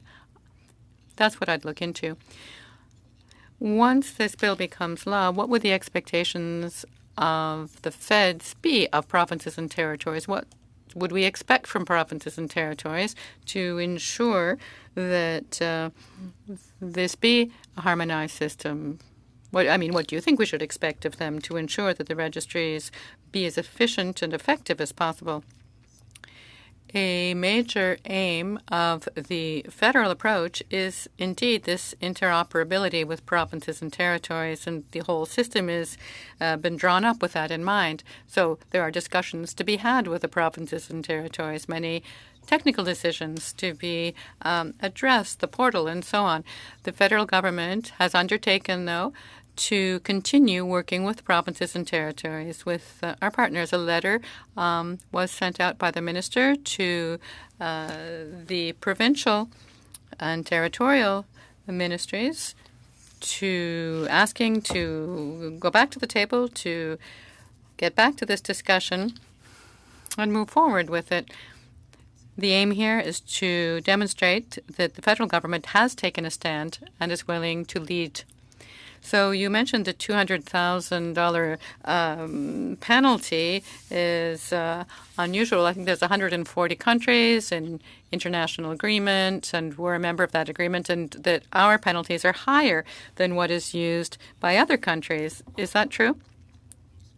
I can't really say much about the monetary penalties used in other countries. Mr. Baudouin, do you think that that level of penalty will really be dissuasive for fraudulent actors, bad actors? It is a good question. Another witness, I believe, stated that, if a criminal organization is making hundreds of millions in profits, then, paying $200,000 is peanuts for them. My understanding of the legislation is that these penalties are only come into effect when there is a clear intention to defraud. There's one at 5,000 and another at 200,000. Those are the two levels of penalty. So it's a matter of seeing how the government could strengthen that for willful breaches of the law. Who is in charge of telling whether this is a willful breach or an honest mistake? Because, things can happen. I'm an entrepreneur. Let's say that I'm filling out paperwork day and night, and I just make an honest mistake, an involuntary mistake. Is it the RCMP that decides whether there is indeed fraudulent behavior, a willful breach of the law? Otherwise, people who, are registered as directors or officers, it's possible that they could make an honest mistake. Who's going to decide? A bit like for any other investigation, it will be a matter of weighing the intention behind the action. Not always easy to do. You need to understand the why behind the what. I'm looking for the French word. For whistleblowers. Lanceur d'alerte, exactement. Donc, l'importance d'avoir des provisions pour protéger les lanceurs d'alerte, pour faire sûr que l'entité qui va enquêter ces choses-là ait tous les faits. Mais ultimement, on va devoir prouver, que je dis on, c'est l'entité responsable des enquêtes va devoir prouver l'intention de frauder le régime. Une dernière. Ce qui est intéressant dans votre réponse, c'est que dans le processus, c'est le ministère des Finances qui peut voir, ou le ministère du Revenu qui peut voir si, ou à son idée, il y a possiblement une fraude, ou en tout cas, il y a lieu de regarder plus loin, et là, on vous transfère le dossier. C'est comme ça que ça fonctionne? Ma compréhension, en consultation avec ICED, c'est que ça serait eux qui seraient responsables d'enforcer cette chose-là. Mais c'est un acte fédéral, donc ultimement, la GRC pourrait prendre ça en considération avec des enquêtes de blanchiment d'argent, des enquêtes de drogue ou d'autres crimes dans son... Yes, mes excuses, M. Baudouin. Il n'y aurait pas de traduction en ce moment pour votre réponse. Donc, je ne sais pas si je regarde les interprètes... Tout va bien? OK, parfait. Donc, on peut... Si vous pouvez reprendre, M. Baudouin, votre Monsieur le Président, réponse. tout respect, l'interprétation en anglais se fait sur le canal français. I'm so sorry. The interpretation is on the French channel for the English. That is the error. My colleagues listening on the English channel, though, yes, I'm sorry. I was listening to the French channel and I was hearing in English. This is an error on the interpreter's part. With apologies. Mr. Baudouin, please just pick up where you were and cover what you just said. So in consultation with my ISED colleagues, they will be in charge of applying the legislation. But it would be a federal legislation, so the RCMP would also have jurisdiction under it and could use evidence found in a broader investigation into fraud, drugs, money laundering, and so on. If we find evidence that would allow us to lay charges against a company, a corporation, we could certainly go ahead and do so. Thank you, Mr. Généreux. I now recognize Ms. Lapointe. Witnesses. And my question is, what do you believe are the consequences of not passing this legislation and making these changes? I'm in line. Why not? This is a big help. The absence of this bill, this measure, means that it's just that much easier for professional money launderers or criminals to establish, corporations that can hide the ultimate beneficial ownerships, the intent of these businesses, the actions of these entities.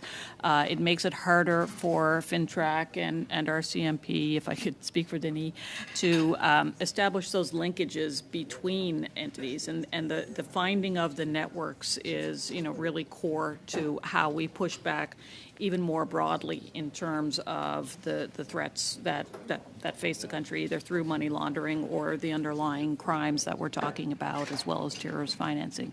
So absent this bill, these measures, the ease of money laundering and serious crime is just that much more easy and pervasive.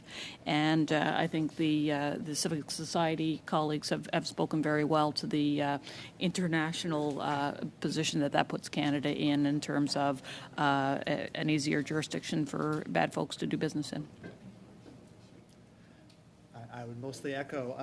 It's one of our largest legislative gaps in terms of anti-money laundering, and if this legislation doesn't go forward, we wouldn't be plugging that gap federally, and it would most likely impede our progress to implementing a pan-Canadian solution. And we would continue to be offside our international standards, our international obligations, and Canada's corporate and financial sector would continue to experience the reputational damages accordingly. Yeah, I would certainly echo the comments from Annette and Justin, and really, like when we look internationally at our policing partners, there's several tools that they have that we don't sometimes, and that's certainly one of them. So as I said in my opening remarks, we certainly welcome this. Not doing it would, again, keep us back from the rest of the world and moving forward. Yeah, I share the perspectives with my fellow colleagues from the RCMP and Finance Canada and FINTRAC. I would, just to ground this in what the impact would be at the community level, you will see increased risk to public safety if this legislation does not pass. You would see continued foreign influence and foreign interference if this legislation does not pass. And you would also see a continuation of business fraud and consumer fraud. So this is a really important bill to pass because it'll strengthen the integrity of Canada's economy and hopefully shut these actors out. To build on the agreements of this bill needs to be passed, and just to put into perspective again of the consequences of it not being passed. It's been well documented that Canada is a laggard in this area by the Financial Action Task Force, by Transparency International, ourselves at the global level, based on G20 beneficial ownership high-level principles, and by the bad guys themselves. As I said in my own opening testimony, there are websites by enablers overseas who are blatantly marketing Canada as a jurisdiction to bring dirty money to. And so just like we're talking about any province being a holdout province and thus being the place for crooks to stash their cash within Canada, if we're the holdout amongst FATF community, Western nations, it will progressively come here. There was an interest, as we look at the impacts of the Cullen Commission in British Columbia, it started a lot with money laundering in casinos. And everyone has said, as there's going to be pressure, that money will go somewhere else. Lo and behold, last year, we see the Ontario Auditor General's report say that casinos are becoming an increasing issue within, or casinos are becoming an increasing money laundering issue in Ontario.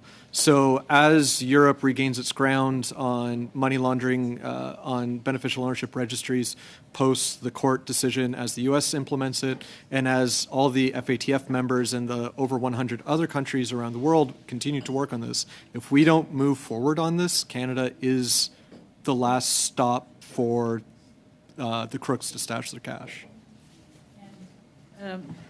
My next question is for Ms. Ryan. So having legislation is the starting point, but we need to ensure that the intent of the bill is covered in the application of it. So in your opinion, what is required to ensure that financial institutions do report the information to the registry when they suspect illegal activities? And what barriers do you think need to be removed to make that process easier for those financial institutions? Thanks for the question. I think it can't be stated enough just how much work our private sector currently does to keep, essentially bad money out of the system. And so they already follow a range of requirements to check their clients to make sure that corporate entities can be traced to their beneficial owners, and so it really needs to be said just how much we appreciate the efforts of banks, realtors, accountants, et cetera, and so on. So while some of the details of how the discrepancy reporting will remain to be seen, the core idea is that as they do business with entities and are able to look at their financial records and understand them as clients, if that doesn't line up with what's in the corporate registries that are publicly available, then essentially it's a bit of a common sense step to allow them to be able to report back to Corps Canada and and make sure that the overall system all sees the same picture. So we will, as a regulator, be thinking about how that works in practice, and that's a step to come once the law is passed. Merci. Merci beaucoup, Madame. Thank you very much, Ms. Lapointe. Mr. Namir. Thank you, Mr. Chair. As you know, the Canadian Federation of Independent Businesses was to testify today, but they withdrew last Friday. A letter they sent to members of the committee today does share their concerns, though. So I'll put this in the form of a question, Mr. Brown. How can public sharing of information affect small businesses and their ability to compete? Will the registries be public, but not necessarily the registries of other countries? And would that affect the competitive field? Well, that's more for the officials of ISED, but I can give you some elements of an answer. There are more and more countries looking for a public approach. It's not quite the international norm yet, but it may become so. I think that this bill, it's been said by others, is trying to establish a balance between the offering of public information that's available to the public, and also the authority of government agencies, including exceptions.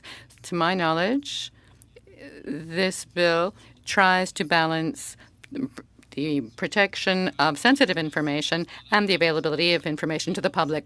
Mr. Caldera, is it a international standard to make such information public? The U.S. doesn't seem to have made such a decision. Why not?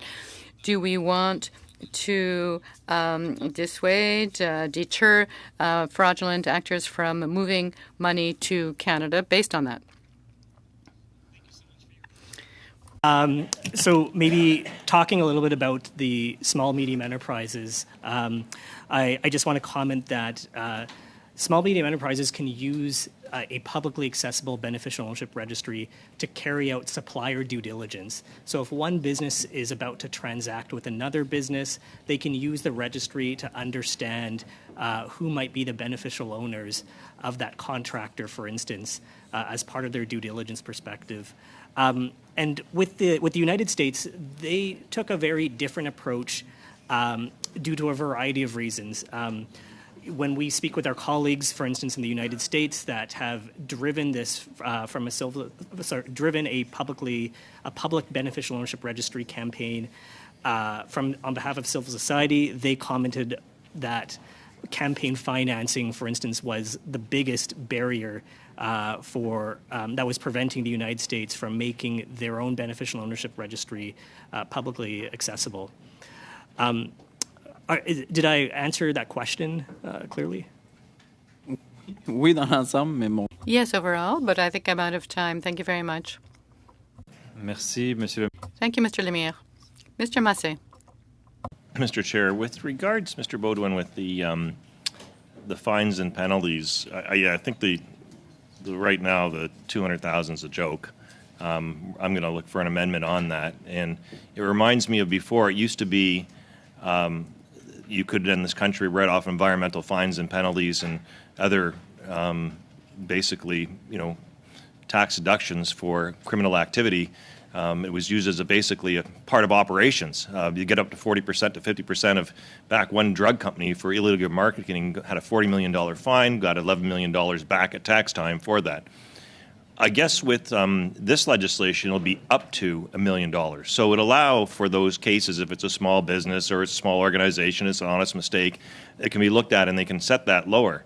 But to you, is even $1 million too small? I mean, just like in terms of what we're dealing with here, and again, it's up to. So it's not going to guarantee that you're going to get that. Obviously, there's going to be some review of that. But your thoughts on that? Because I think that 200,000 is the cost of doing business, really.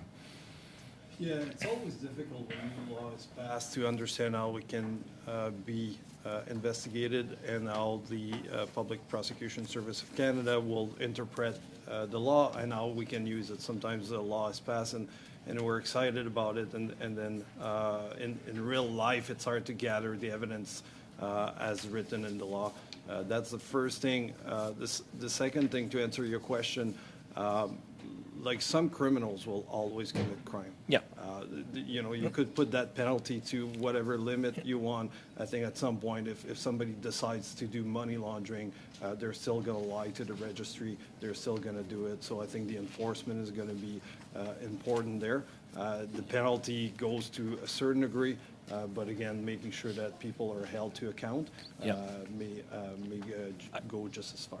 I think that's critical because I know the minister was here. He was saying we wanted to rely on the courts also for some of the fines. But as a former city councillor, what was irritating is that some crimes weren't sent to the courts because it cost way too much money and time and taking officers off streets to go to court appearances versus out of public safety that they could do there. And so I guess what I'm worrying about here is if our fines and penalties aren't strong enough, then it's going to cost us more through that type of a model. And at least if we actually have the recovery of the base amount of actually taking somebody to court, they're going to actually then, we're not putting the burden back on the public for, somebody doing the wrong thing. Yeah, at a federal level, we will provide officers for courts when necessary. I think the PPSC establishes public interest when deciding to go forward with charges or not, and this is when they take into account how long a trial may take, how much of a court time it may take, how much it may cost, and all these things are taken into consideration when they make a decision. Ms. Ryan, and that's my final time. Thank you, Mr. Chair.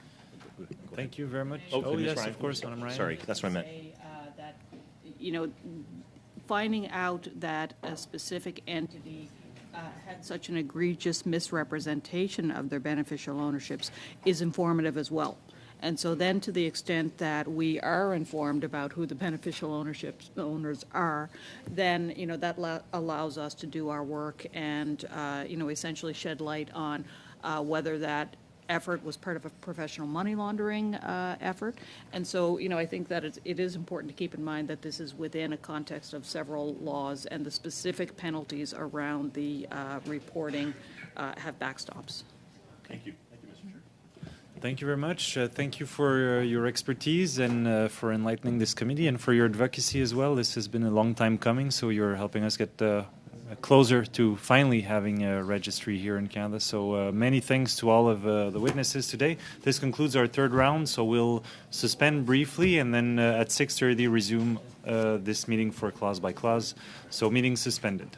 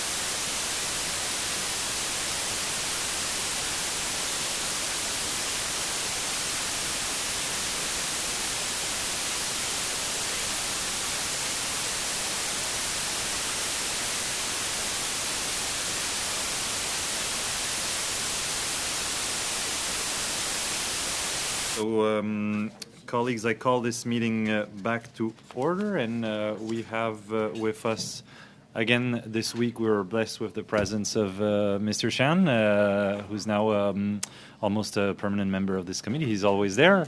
Thank you very much for being here with us to answer our questions as we go through clause by clause on C42, and he's accompanied by Martin Simard, who's Senior Director, Strategy and Innovation Policy Sector at ICED. So thanks to both of you. Et sans plus tarder, Without further ado, dear colleagues, we will begin our clause-by-clause consideration of Bill C-42. I have a new clause, clause 0.1. Mr. Perkins. I'd like to move CPC 1. I believe that's the order I should go in. CPC 1 changes the threshold, so regardless of where the threshold is set, it's our view that criminals will attempt to circumvent it. By reducing the threshold to 10%, we limit their ability to do so. 10% as their threshold for shareholder reporting and disclosure. We believe as we discussed with the recent witnesses, is a better level. I don't know if you want to do comments because I know we're trying to be short on time, but I'll just introduce CPC 1 now. That's perfect. Thank you very much, Mr. Perkins. So are there any comments on CPC 1? Mr. Gahia.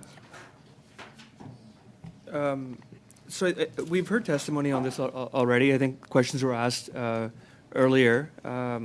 If you look at what's in line with our international counterparts, it's a different threshold. The threshold is 25%.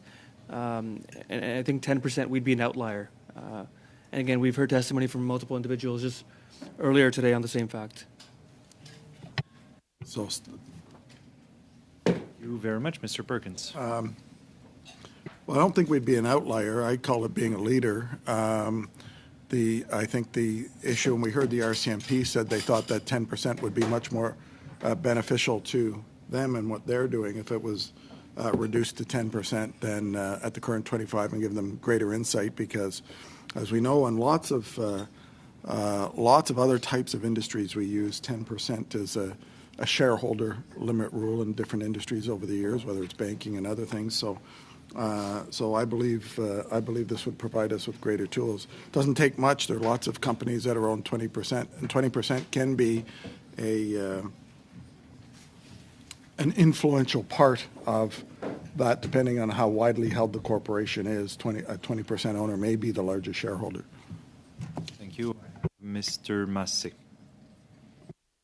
Thank you, Mr. Chair. I struggled with this a little bit, too, and we have a similar amendment wanting to be, obviously, somewhat in line with others, but at the same time, this is why I reference Bill C-25 and its disastrous repercussions as it led us here to this day, because the previous bill that was brought by then Minister Baines was so deficient. So I think we can go with the 10%, and I think we'll be fine at that. And we're known so poorly, so this is catching up. Monsieur Fillmore, ensuite j'ai Madame Lapointe, Monsieur. Mr. Fillmore, followed by Ms. Lapointe and Mr. Williams. Chair, yeah, just on this point, by way of example, we're building the next generation of naval ships here in Halifax, and a tremendous amount of debate and energy has gone around the interoperability of our systems with our Five Eyes and other NATO partners. Like this inventing a new language at the very time when we should be creating a common language to discuss the funding terrorism and other things is just absolutely the wrong time. I think we heard very clearly from Mr. Brown, we're not only within Canada are we seeking a nationwide standard on this, and which has essentially been established now by the provinces and territories at 25%. We're also seeking an international common language. I agree with Mr. Gear's phrasing that we would in fact be making ourselves an outlier here and at a time in the world when we need to be able to communicate clearly and quickly and share data and share interpretation of data for maximum impact on the shortest turnovers possible. So I would strongly urge members to consider keeping the common language that's already been established. Thank you. Thank you, Mr. Fillmore. Madame Lapointe. Ms. Lapointe. The 25% threshold has been adopted by most major areas or the G20s. Can I ask our officials what would be the impact of this proposed change? I'll speak to 3 areas of impact that I think we would note. One, as noted, this has been a collective exercise over the course of successive rounds of legislative amendments to try and ensure a cohesive approach across the country with provinces and territories. And so the 25% standard was what was agreed to with the provinces and territories, and that's what they are working to hold their beneficial ownership standard to as they build out their legislative requirements. And so the differential between those potentially does a couple of things. One is it may actually shift people out of the Canada Business Corporations Act and into a provincial or territorial incorporation. And the second is obviously it doesn't create a unified national standard. The second is obviously, as we've noted, the comparability across regimes in terms of the ability to be able to look across and actually understand that we're comparing apples and apples. The third is probably actually more an implementation issue, which is this is premised on the notion of belts and suspenders in many ways. So there's a corresponding obligation in the Proceeds of Money Laundering, Crime and Terrorist Financing Act for financial institutions to collect information related to 25% beneficial owners and to discrepancy match that information against the information that's contained in our registry. They will be collecting different information than we will be collecting in our registry, and so the capacity for the efficiency of the discrepancy matching becomes both administratively burdensome and inconsistent. Thank you. Mr. Williams. Thank you, Mr. Chair. So, Mr. Sean, I think the argument is that we're already an outlier because it seems to, based on prior witnesses, that we're being touted or advertised as a place to money launder. It seems to be that we'd want to push the international standard and perhaps be a leader. Like the question I would have specifically is going down to 10%, would that dissuade business in Canada from your opinion, either one of you? I think there's 2 things I would want to make sure people understand. One is that control in fact, so it's 25% or control in fact, and so obligations related to the organization that would actually provide for control in situations where they live under the 25% standard would still be decreed as beneficial owners and be required to report the natural person in that particular regard. And then the second is obviously the degree to which the complexity of either having multiple standards at play, and then the second is the degree to which individual organizations will be now required to provide further information regarding the makeup of their corporations. And given that we have 99% small and medium-sized enterprises in this country, that's obviously something that we contemplate. And in terms of the provinces, have any provinces advocated for less than 25%? To date, the commitment from the provinces and territories is the 25% standard set out by FATF. Merci, Monsieur Massé. Thank you, Mr. Massé. I'm willing to bet that they were asked to be at 25%, whether or not they were, even offered 10%. I'm just wondering whether the legislative-wise, I guess here's what I'm worried about is that they have to come back here to look at altering the percentage. Is there a way legislatively we can give the minister the power to do that through regulation, and or is there a way to allow the minister to go to 10% unilaterally, start at 25% and go with that? That's what my big concern is that I get the concept of you want to do something a little bit easier here, and I listened very carefully to your response in terms of what the commitment was, of what they were asked, and who's advocated for what. But that's what I'm concerned about, is because we already wasted the time with Bill C-25. And many of these things, we had motions that were voted against on these very problems. So is there a way for us to legislate create flexibility in this to either allow the minister, again, to go down to 10% unilaterally through regulations and or mandate a review of that every year, perhaps, for example. So I'm not a legislative drafter, so all I can offer, Mr. Chair, would be that right now we are building upon legislative building blocks that came through both in the Budget Implementation Act and then subsequently. So this requirement of organizations to hold information about individuals of significant control was set out in precedential legislation. And so we would need to both shift the legislation to suggest that the minister would set out what an individual of significant control was in regulations and then get those regulations through the system. That's my elementary understanding of what would be required if you needed to actually move this out of the ledge. Right now, it's in ledge, and it's the requirement that corporations are already upholding right now because they maintain registries of individuals of significant control set at 25%.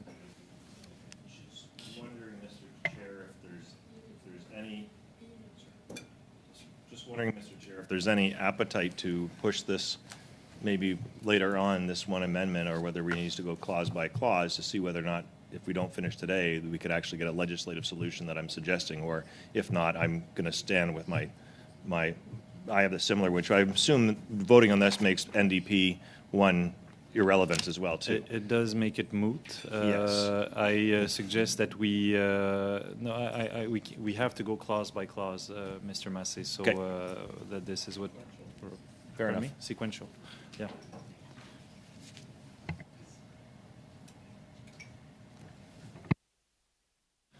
Unless there is unanimous consent to do otherwise, I'm guessing there is not, Mr. Massey. But are there any more comments? Otherwise, I can feel everybody's position.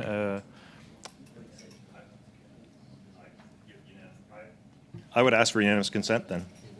To postpone the vote on CPC 1. Yep. Okay. Is there unanimous consent for postponing the vote on CPC 1? And NDP 1, but CPC 1, they're the same. No.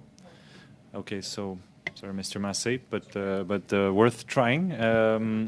So if there are no more comments on CPC 1, I would call a vote on the amendment, Madam Clerk. On CPC 1, Mr. Fillmore. No. Mr. Maloney. No. Mr. Gahir. Against. Madame Lapointe. Contre. Mr. Van Bynen. No. Monsieur Généreux. Oui. Mr. Perkins. Yes. Mr. Soroka. Yes. Mr. Williams. Yes. Monsieur Lemire. Contre. Mr. Massey. Oui.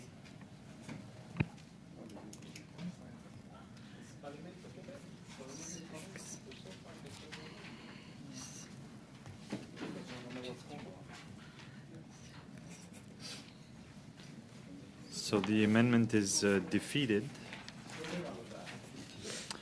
which brings us to clause 1. Mr. Perkins. I'd like to propose CPC 2. CPC 2 deals with the issue of real estate. Criminals, as we know, have long used real estate and immovable assets and purchasing through corporations to launder their money. A lot of that's been going on in British Columbia, but it's going across the entire country. So including real property and movables in the scope of the public registry specifically, and this perhaps might be a suspenders and belt, but in legislation I kind of like suspenders and a belt to make sure it's there. It will help discourage criminals from parking their money in Canadian real estate, which we know is a major problem in Canada. Thank you very much, Mr. Perkins. Are there comments on the amendment CPC2 just proposed by Mr. Perkins? If there are no comments, I suggest we go to a recorded vote. Madam Clerk.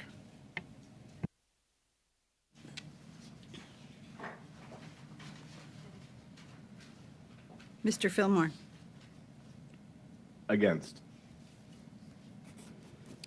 Mr. Maloney, Against.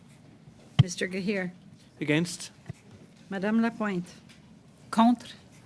Mr. Van Bynen, Against. Monsieur Généreux, For. Mr. Perkins, For. Mr. Soroka, In favor. Mr. Williams, In favor. Monsieur Lemire, Contre. Mr. Massey. Oui. Yeas pour 5, nays contre 6. Alors, l'amendement, c'est So amendment CPC 3 is defeated. We are still in clause 1 of the bill. Are there other amendments being proposed for clause 1? for clause 1. Okay. Shall clause 1 carry? Yes? Great. So clause 1 adopted. Moving on to clause 2. Are there amendments on clause 2? Pardon? Okay, well, Mr. Massey, do you have an amendment to move on clause 2? I have an amendment on clause that Bill C-42 in clause 2 be amended by replacing line 32 on page 2 that the following 100,000. What's the name of the amendment, Mr. Massey? Just the number? I think that's NDP 2? NDP 2. Yeah, it's got to be. So yes, sorry, Mr. Massey. So you can go ahead and move your amendment. Generally speaking, want to increase the fines and penalties, and that's to conclude this for 100,000. I won't speak into it too much, other than just that our fines and penalties, and this will be similar to what I'll be submitting later on in clause 5, is to make our fines and penalties a little bit more appropriate than what we currently have. And just to remind everybody, it's up to, so it doesn't mandate. There's the full review and everything, just gives more flexibility and opportunity for the fines. Thank you very much, Mr. Massey. Are there any comments on NDP 2? I see Mr. Perkins. I think we've heard testimony before, but I would support this amendment. I don't think $200,000 is enough. I think it's a modest amount of doing business, and I like that it's up to, so it obviously could be less if required. One might even argue that $1 million is perhaps a little low, but pick your number. I would love to see these things sometime, and being a new guy here, attached to some sort of CPI escalator, because 5 or 10 years from now, this may seem like a low number, but I support this amendment. Very much, Mr. Perkins. Are there any more comments on NDP 2? Okay, I will call the amendment to a vote, Madam Clerk. Mr. Fillmore, In favor. Mr. Maloney, Yes. Mr. Gahir, In favor? Madame Lapointe, Oui. Mr. Van Bynen, We. Monsieur Généreux, Oui. Mr. Perkins, Yes. Mr. Soroka, Yes. Mr. Williams, Yes. Monsieur Lemire, En faveur. Mr. Massey. Oui. Okay, so NDP 2 is adopted unanimously. Are there any more amendments on Clause 2? Okay, shall Clause 2 carry as amended? I see consensus. Moving on to Clause 3. Are there amendments on Clause 3? I have not received any. So, est-ce que l'article 3 est adopté? Shall Clause 3 carry? I believe so. So it is carried. To Clause 4. Are there amendments on Clause 4? Mr. Perkins. I'll give everyone a chance to catch up to CPC 19. So CPC 19, As written, Bill C-42 does not require the Director of Corporations Canada to share information collected from the registrars of corporations with their provincial counterparts, as we read it. The Liberals talked about interoperability, the Federal Public Registry, but I think it has to be a little more specific in this bill. Provinces and the federal government must be on the same page in information sharing if possible. So we're proposing this amendment to try and make sure that we're better tied on those on that sharing of information. And I don't know, I actually wouldn't mind the officials to comment on this. So certainly the intent is obviously for the Director of Corporations Canada to share the information with provinces and territories. The may provide in this particular case is because the provinces and territories have not yet all to date accepted to participate in a pan-Canadian registry. And so absent actual formal participation, this would have an obligation for the Director of Corporations Canada to send potentially sensitive information to a province with no capacity to receive it, or potentially to a registry that is not yet interoperable with the federal one. And so our goal here was to say may provide, and obviously the instances would be the intent of the whole goal of this is to make it interoperable, but there are instances where it would not be appropriate to do so. Mr. Perkins.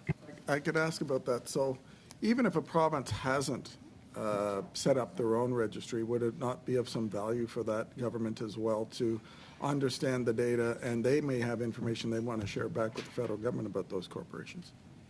So depending on the treatment of that information, so obviously the privacy assessment that was done on this particular bill was done on the remit of the degree to which that all participating parties were subject to the same regime.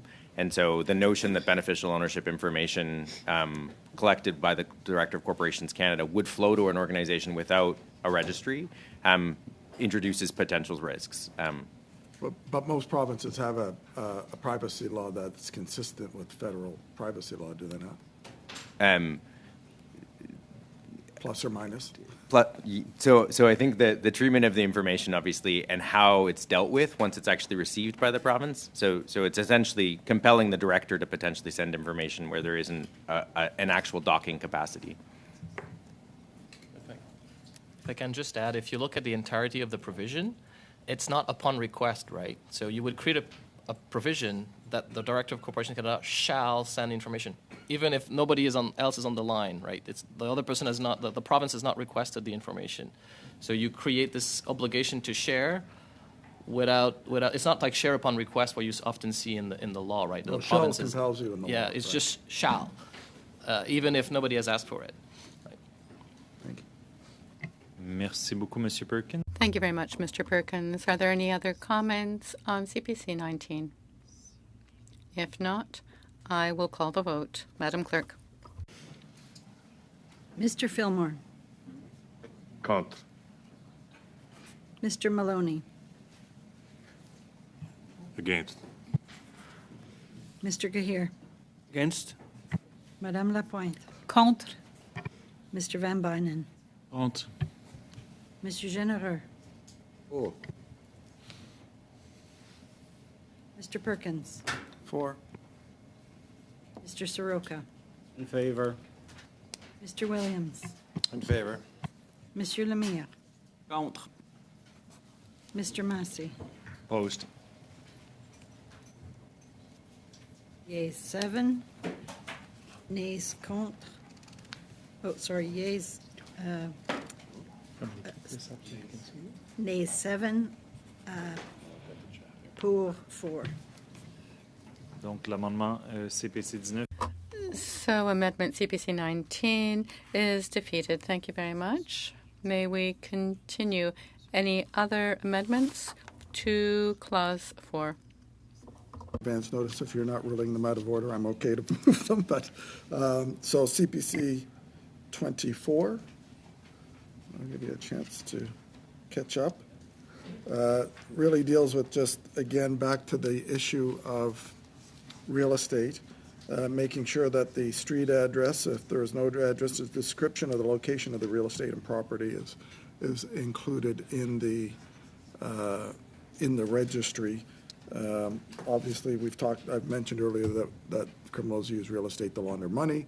We've got a money laundering problem. Real estate's a big part of it, so anything that provides greater transparency into where that money or who owns that property would be beneficial to, I think, understanding and investigating where proceeds of crime are going.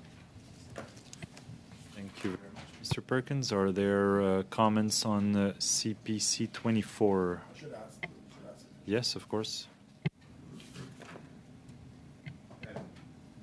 Further comments on this one? I think it was clear to members previous. This would make public information about beneficial owners, about the land they own, which obviously, to our perspective, is what the registry is intending to do is provide sunlight on the natural person associated with the benefit with the corporation. Mr. Shan, if there are no more questions or comments on CPC 24, I would ask for a vote. Madame Lagreffière. Mr. Fillmore. Contre. Mr. Maloney. Against. Mr. Kahir. Against. Madame Lapointe. Contre. Mr. Van Bynen. Against. Mr. Genereux. For. Mr. Perkins. For. Mr. Soroka. Yes. Mr. Williams. For. Monsieur Lemire. Contre. Mr. Massey. For. Yeas pour 5, nays contre 6. L'amendement CPC 24. So amendment CPC 24 is defeated, which now allows us to move to any other changes proposed for Clause 4. The CPC Amendment 28 for reference. This amendment ensures that investigative bodies are able to access information that is collected by the director, but is granted an exception on being made public for the reason and the reasons for its exception. As it stands, the only method for law enforcement to access non-public information from the registry is via the corporation's own registrar. This will ensure law enforcement does not have to go to the corporation, potentially tipping off the suspect. It will also ensure that the only automatic exception be granted to minors. That's the only automatic exception is for minors, and that all other exemptions from the public registry be granted by an application under Section 21.303 brackets 3. Merci beaucoup, Monsieur. Thank you very much, Mr. Perkins. Are there any other comments, any debate, any questions about the amendment being put forward, CPC 28? If there, or Mr. Gahir. Can we ask the officials what the effect of this amendment would be? You can ask the officials, yes. Mr. Shan. So we would just bring the attention of the committee to the changes that were actually adopted in the Budget Implementation Act, changes that preceded this on the beneficial ownership, where in 21301 there is a provision that reads that the director may provide all or part of the information received under Section 21.21 to an investigative body referred to in subsection 2132, the Financial Transactions and Reports Analysis Centre of Canada, or any prescribed entity. So by our read, there is a capacity for the director to provide this information to law enforcement.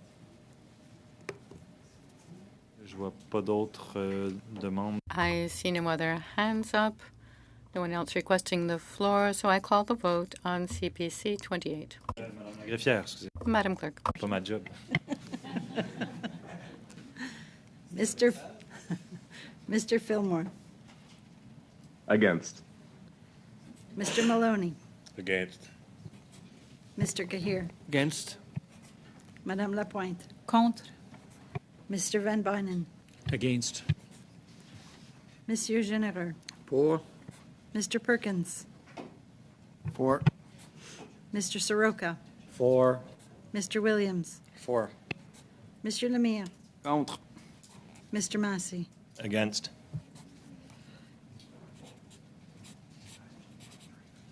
Yeas pour 6, nays Whoops.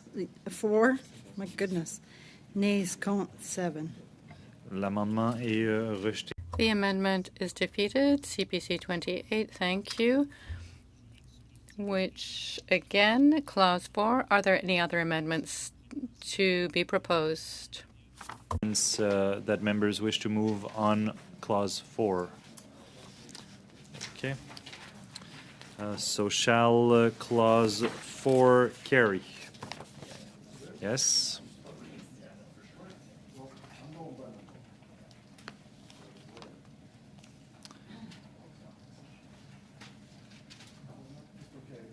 Just I can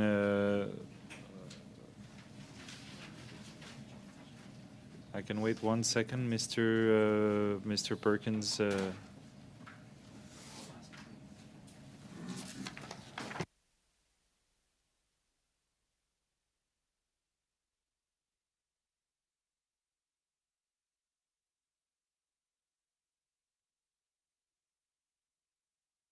Sorry about that, Mr. Chair.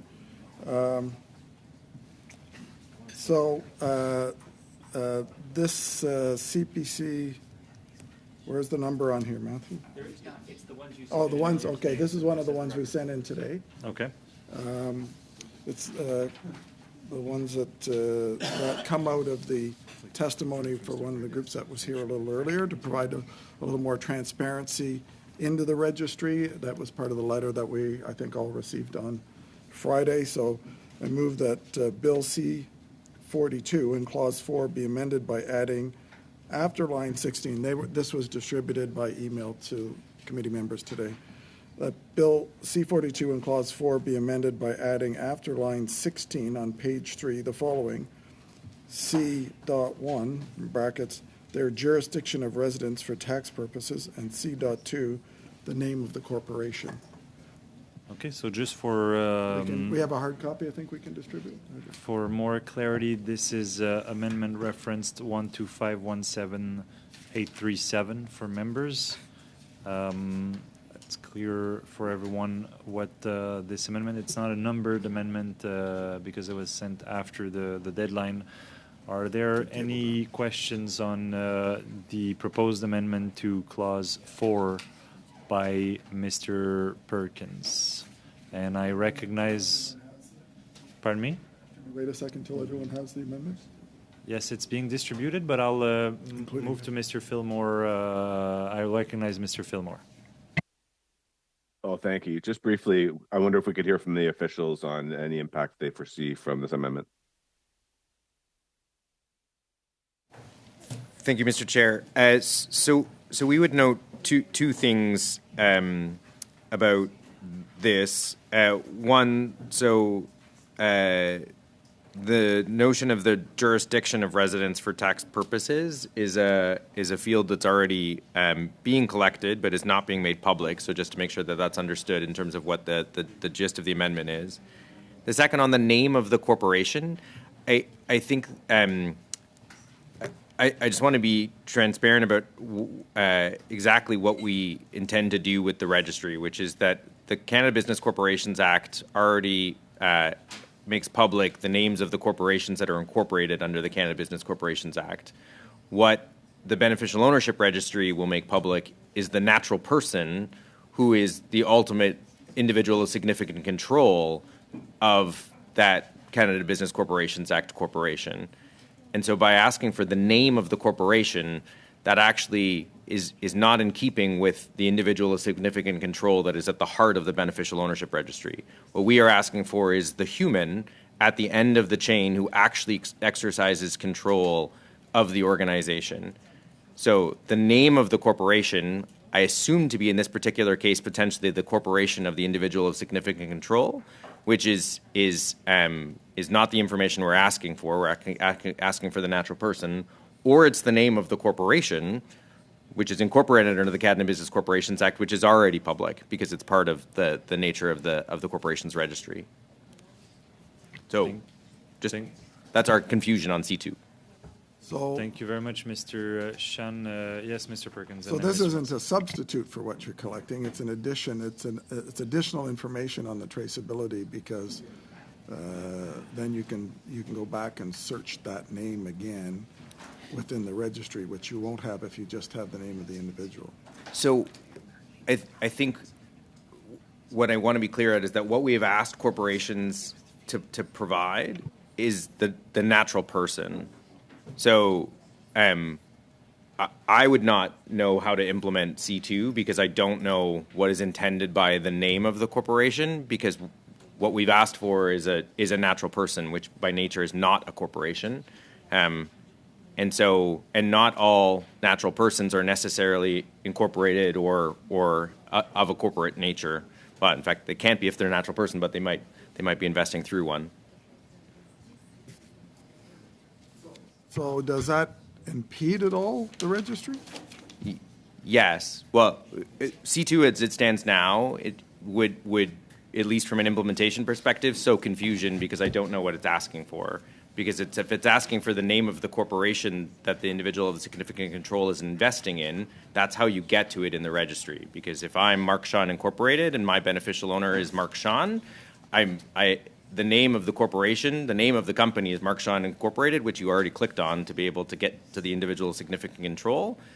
The individual of significant control is the natural person at the end of it, which is Mark Sean. That's what we're asking for, not the name of the company, because what we're asking for is humans, not corporations, because corporations, by their very nature, then we're in a rabbit hole of trying to figure it out. So,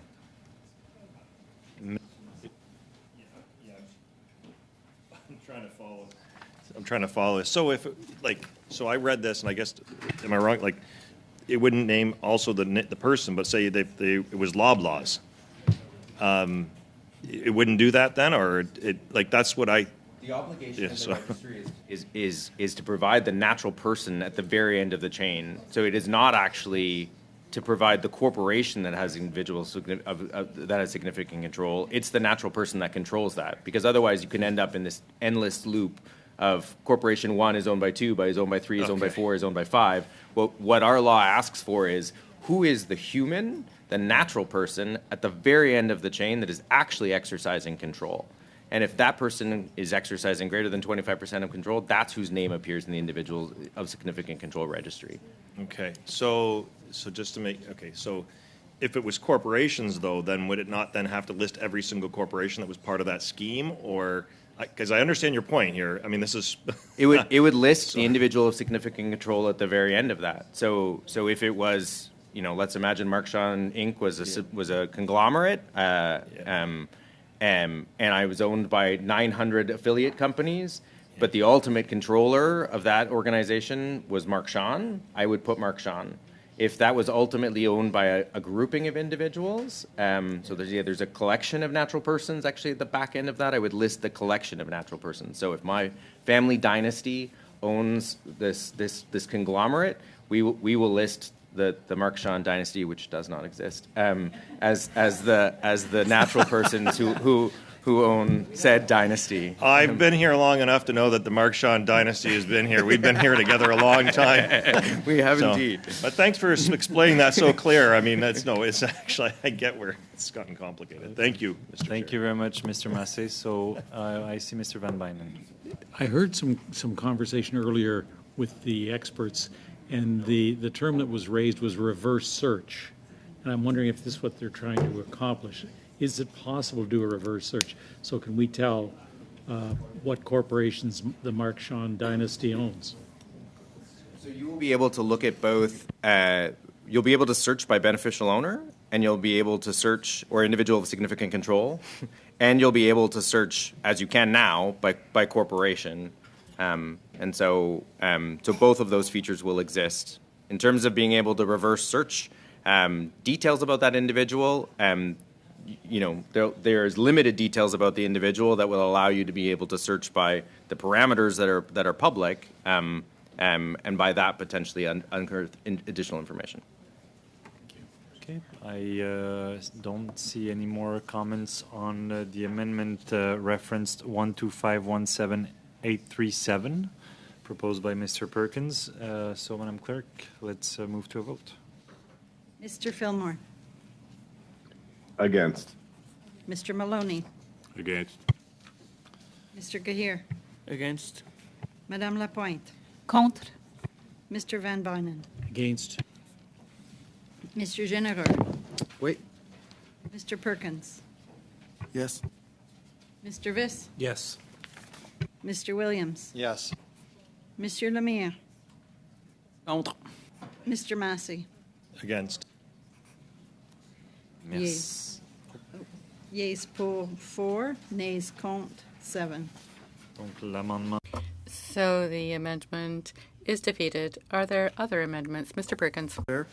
This is another one that's not in the main package, but is being distributed now, which was emailed to you earlier. So number 12517956 being the last three numbers, and the clerk is emailing them now. In essence, what this does is it's about searchability. So that Bill C-42 and Clause 4 be amended.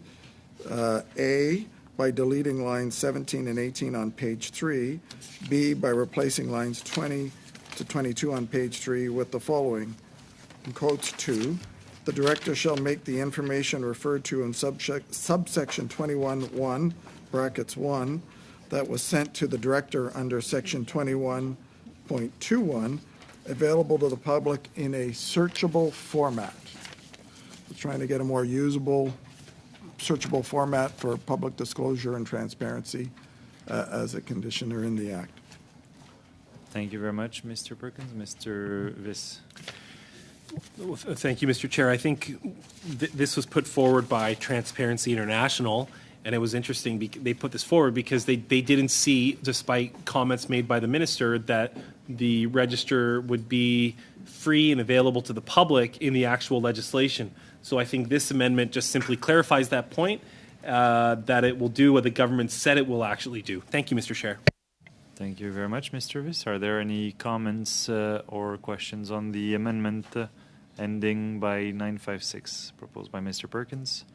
Seeing that there are no comments, I would ask for a vote, Madam Clerk. Mr. Fillmore. Against. Mr. Maloney. Against. Mr. Gahir. Against. Madame Lapointe. Contre. Mr. Van Bynen. Against. Mr. Généreux. Oui. Mr. Perkins. Yes. Mr. Viss. Yes. Mr. Williams.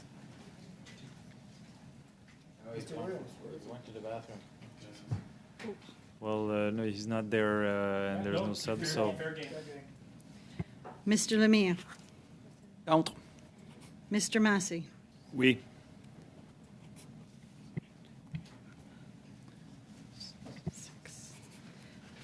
Yeas 3, yeas 4, nays 6. Okay, so the amendment is defeated. Still on Clause 4, Mr. Perkins. Thank you, Mr. Chair. Again, on the ones distributed for the clerk, it's the one ending in 8066. And this is amendment that Bill C-42 in Clause 4 be amended by replacing line 23 on page 3 to line 2 on page 4 with the following. Quotes the number 3 in brackets, a post office box shall not be used as an address for service. So I guess this is pretty self-evident. You know, if you want something traceable and to enable investigation beyond money laundering or criminal activity, post office boxes are used quite often for corporate entities in the register, and this would say that that's basically not allowed. Thank you very much, Mr. Perkins. I recognize Mr. Viss and then Mr. Gahir. Again, the End Snow Washing campaign put this forward because in my province this is a common tactic used by criminals and an easy loophole to exploit. So I hope in good faith we can have support for this important and simple amendment from a lot of good people that are only trying to make us a safer country. Thank you. Monsieur Lemire. Oh, Monsieur Gahir, suivi de Monsieur. Mr. Gahir, followed by Mr. Lemire. Of this amendment. It is currently the situation with Corporations Canada that residential addresses actually cannot be address for service. Sorry, cannot be a postal box, except in cases where the jurisdiction actually is only served by a post box, and that's for the purposes of protecting individuals for whom a rural route or a post box is actually the only means by which to address service. And that's the current practice of Corporations Canada. And so this would actually remove the current exception as we would see it, which would allow for the post office to serve in those jurisdictions where it is the only means by which service can be rendered. Merci beaucoup, Monsieur Chan. Monsieur. Thank you very much, Mr. Chan. Mr. Lemire. Thank you. Just a question about the translation. In the French version, we see an address for service for serving something. Is this the correct translation? To as far as I know, yes, it is. But I may be wrong. No, I honestly think it is the right translation. Thank you. Any other comments? If not, I will call the vote on the amendment, which is referred as ending in 866, moved by Mr. Perkins. Madam Clerk. Mr. Fillmore. Contre. Mr. Maloney. Against. Mr. Cahir. Against. Madame Lapointe. Contre. Mr. Van Bynen. Against. Monsieur Généreux. Pour. Mr. Perkins. For. Mr. Viss. For. Mr. Williams. For. Mr. Lemire. Contre. Mr. Massey. Against. Yeas pour 4, nays contre 7. Merci beaucoup. Thank you very much, Madam Clerk. Are there any other amendments moved to Clause 4? Seeing none. For carry. Yes. Okay. Clause 4 is adopted. Moving on to Clause 5. Mr. Massey. An amendment. Yes. NDP 3, that Bill C-42 in Clause 5 amended by adding after line 9 on page 4 the following. 2 subsection 21.45 of the Act is replaced by the following. 5, a person who commits an offense under any suspections 1 to 4 is liable on summary conviction to a fine not exceeding $1 million or to imprisonment for a term not exceeding 5 years or to both. Again, that's consistent with allowing a more responsible penalty. I guess especially some of our current penalties could even cost the public. And again, the overall framework of this is up to, so the discretion is there so it won't get others caught into the situation. OK. Donc, merci beaucoup, M. Massé, d'avoir. Thank you very much, Mr. Massé, for having moved your amendment. NDP 3, if I understand correctly. Any comments, any discussions, any questions on NDP 3? None. Very well, then. I will call the vote. Madam Clerk. Mr. Fillmore. In favor. Mr. Maloney. Oui. Mr. Gahir. In favor? Madame Lapointe. Oui. Mr. Van Bynen. In favor. Monsieur Généreux. Oui. Mr. Perkins. Yes. Mr. Viss. Mr. Williams. Favor. Monsieur Lemire. Pour. Mr. Massey. Oui. 11 yeas, 0 nays. Merci beaucoup. L'amendement. Thank you very much. NDP 3 is carried. Any other amendments to be moved on 5? 5.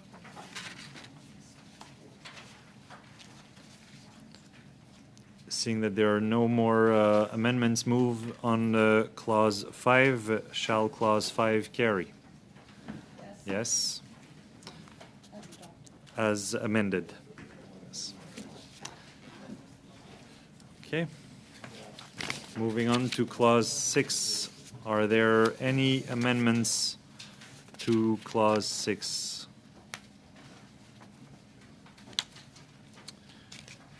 Seeing that there are no amendments moved on clause 6, shall clause 6 carry? Yes. Great. Moving on to clause 7.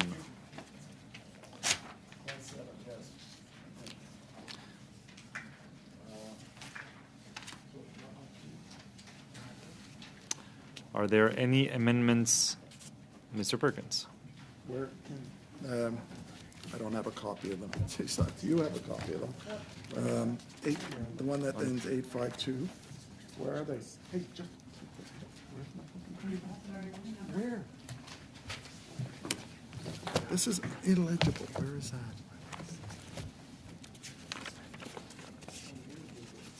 You're not supposed to skip 12 pages. Never.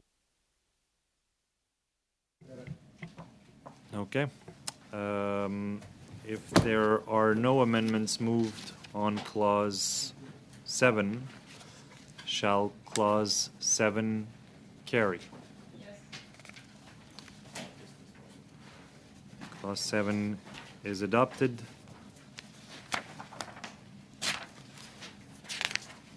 So we are moving on to clause 8. Are there any amendments on clause 8?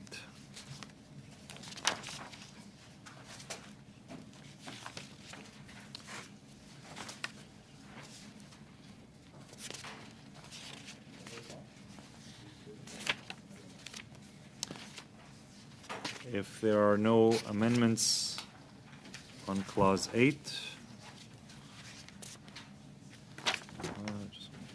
shall clause 8 carry? Moving on to clause 9. Are there any amendments on clause 9?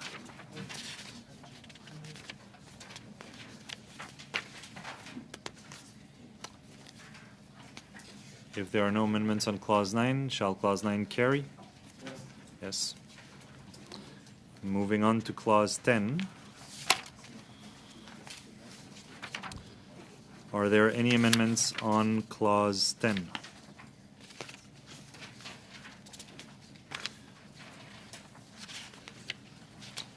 If there are no amendments on clause 10, shall clause 10 carry? Ce qui nous amène à l'article 11. Which brings us to clause 11. Are there any amendments to clause 11?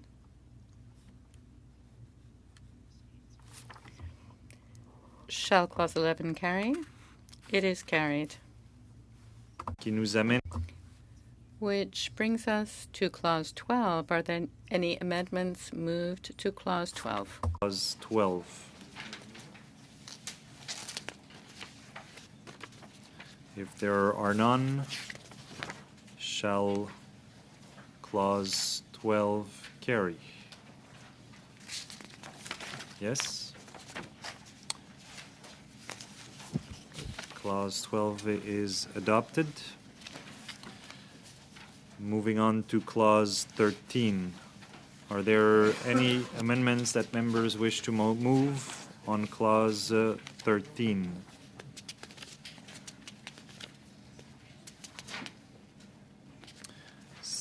If there are none, shall clause 13 carry? Yes? Clause 13 is adopted. Moving on to clause 14. Are there any amendments that members wish to move on clause 14? Seeing that there are none, shall clause 14 carry? Yes. Clause 14 is adopted. Moving on to clause 15, l'article 15. Clause 15.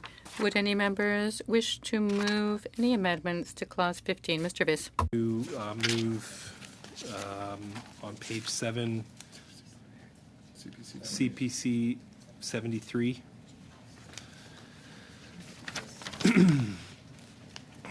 That Bill C-42 in clause 15 be amended by A, adding after line 26 on page 7 the following. The director may, with the approval of the minister, enter into an agreement or arrangement with the provincial corporate registry or with the provincial department or agency that is responsible for corporate law in the province for the purpose of facilitating timely access to beneficial ownership information that could relate to the commission of potential commission of wrongdoing as described in paragraph 3B. B, by adding after line 34 on page 7 the following. In this section and in section 21.1 to 22, corporation includes a corporation that is incorporated under the legislature of a province that has entered into an agreement under subsection 2.1.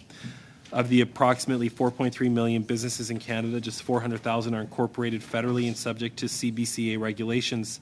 Businesses incorporated provincially would be included in this public registry once an agreement between their province and the federal government is reached. However, they would not be subject to the penalties for non-compliance.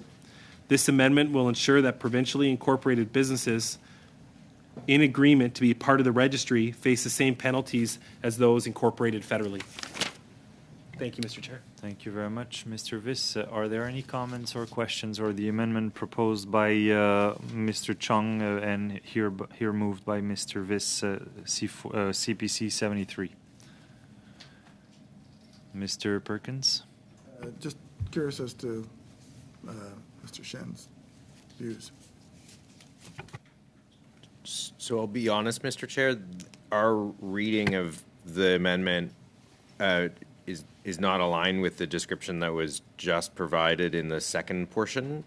The first portion, yes, this would allow the director to provide information about wrongdoings that, to our estimation, can already be shared with the relevant provincial authorities for corporate wrongdoings, that is the provincial police. Then the understanding that by sharing this information, those provincial entities would constitute themselves as being subject to the penalties of the Act would not be our read or understanding of the Act. I'm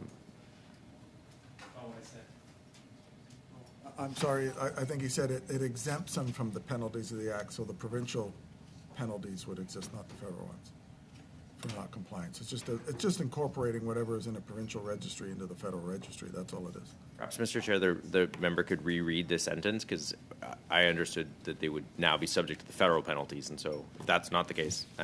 Businesses incorporated provincially. Okay, 1B, you could correct it. I'll just read that back. I said in my notes here that businesses incorporated provincially would be included in this public registry once an agreement between their province and the federal government is reached. However, they would not be subject to the penalties for non-compliance. Therefore, this amendment will ensure that provincially incorporated businesses face the same penalties as those incorporated federally. They just wouldn't be subject to the non-compliance provisions, that's all. Thank you, Mr. Viss. I don't know. We want federal. We want if there's an agreement. When the minister was speaking, we asked, like, how are we going to ensure that provinces actually participate in this registry? And he says, well, I wrote them a letter. And I thought, well, and Mr. Chong, who is watching this, thought, well, that's not really enough assurances to ensure the interoperability of this registry moving forward with provincial beneficial ownership registries. And secondly, we thought a way of ensuring that provincial businesses would be subject to the same laws of the same penalties for non-compliance would be this clause. Okay, Mr. Viss, everyone has heard the proposed amendment. Are there any questions or comments? Est-ce qu'il y a des questions, des commentaires sur... Questions or comments on Amendment CPC 73?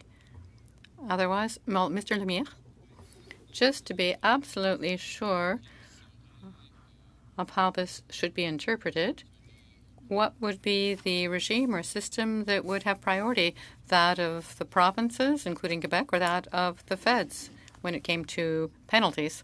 I imagine that question is for Mr. Shan. Yes, but you are the chair, and we have to address our question to the chair. Thank you, Mr. Chair, for the question.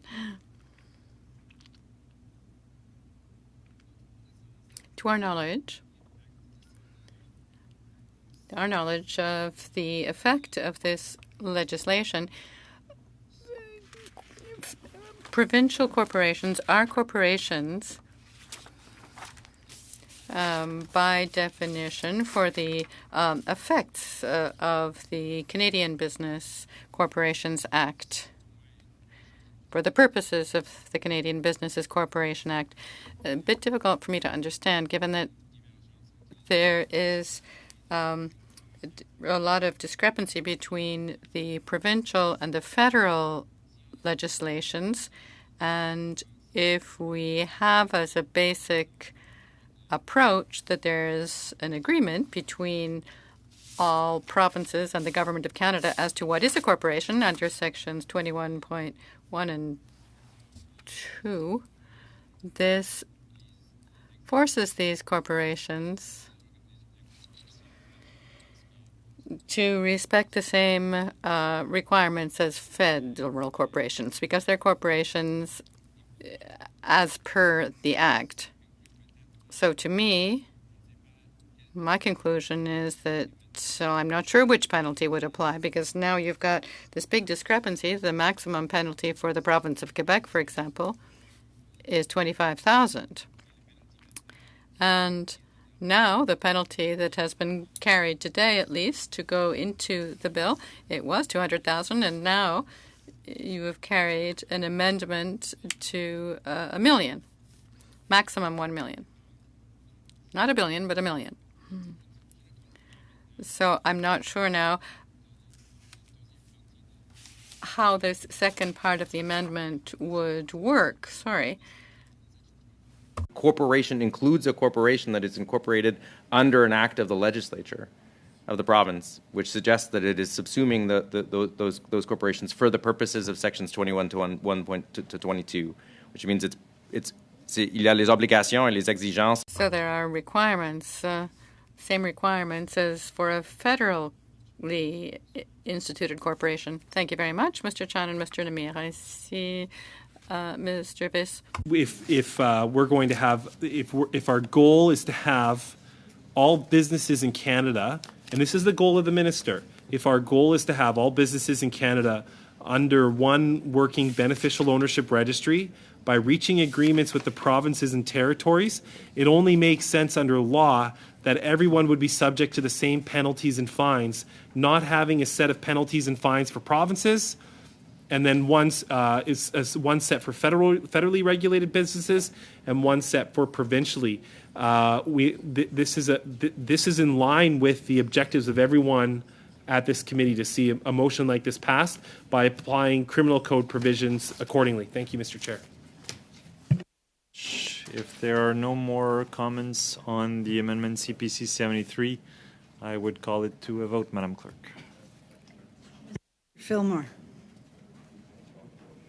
Against. Mr. Maloney. Contra. Mr. Gahir. Against.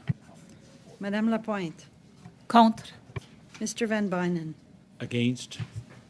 Mr. Genereux. For. Mr. Perkins. For. Mr. Viss. For. Mr. Williams. For. Mr. Lemire. Contre. Mr. Massey. Opposed. Yes, pour 4, 4.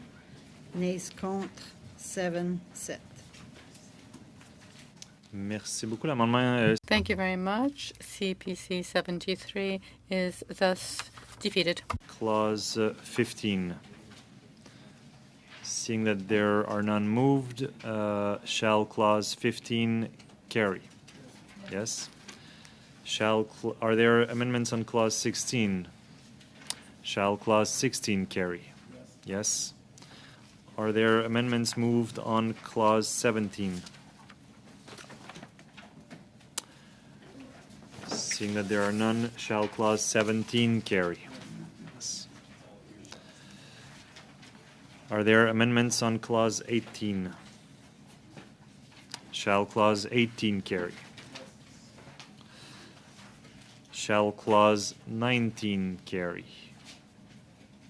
Yes. No amendments on clause 20. Shall clause 20 carry? Shall clause 21 carry?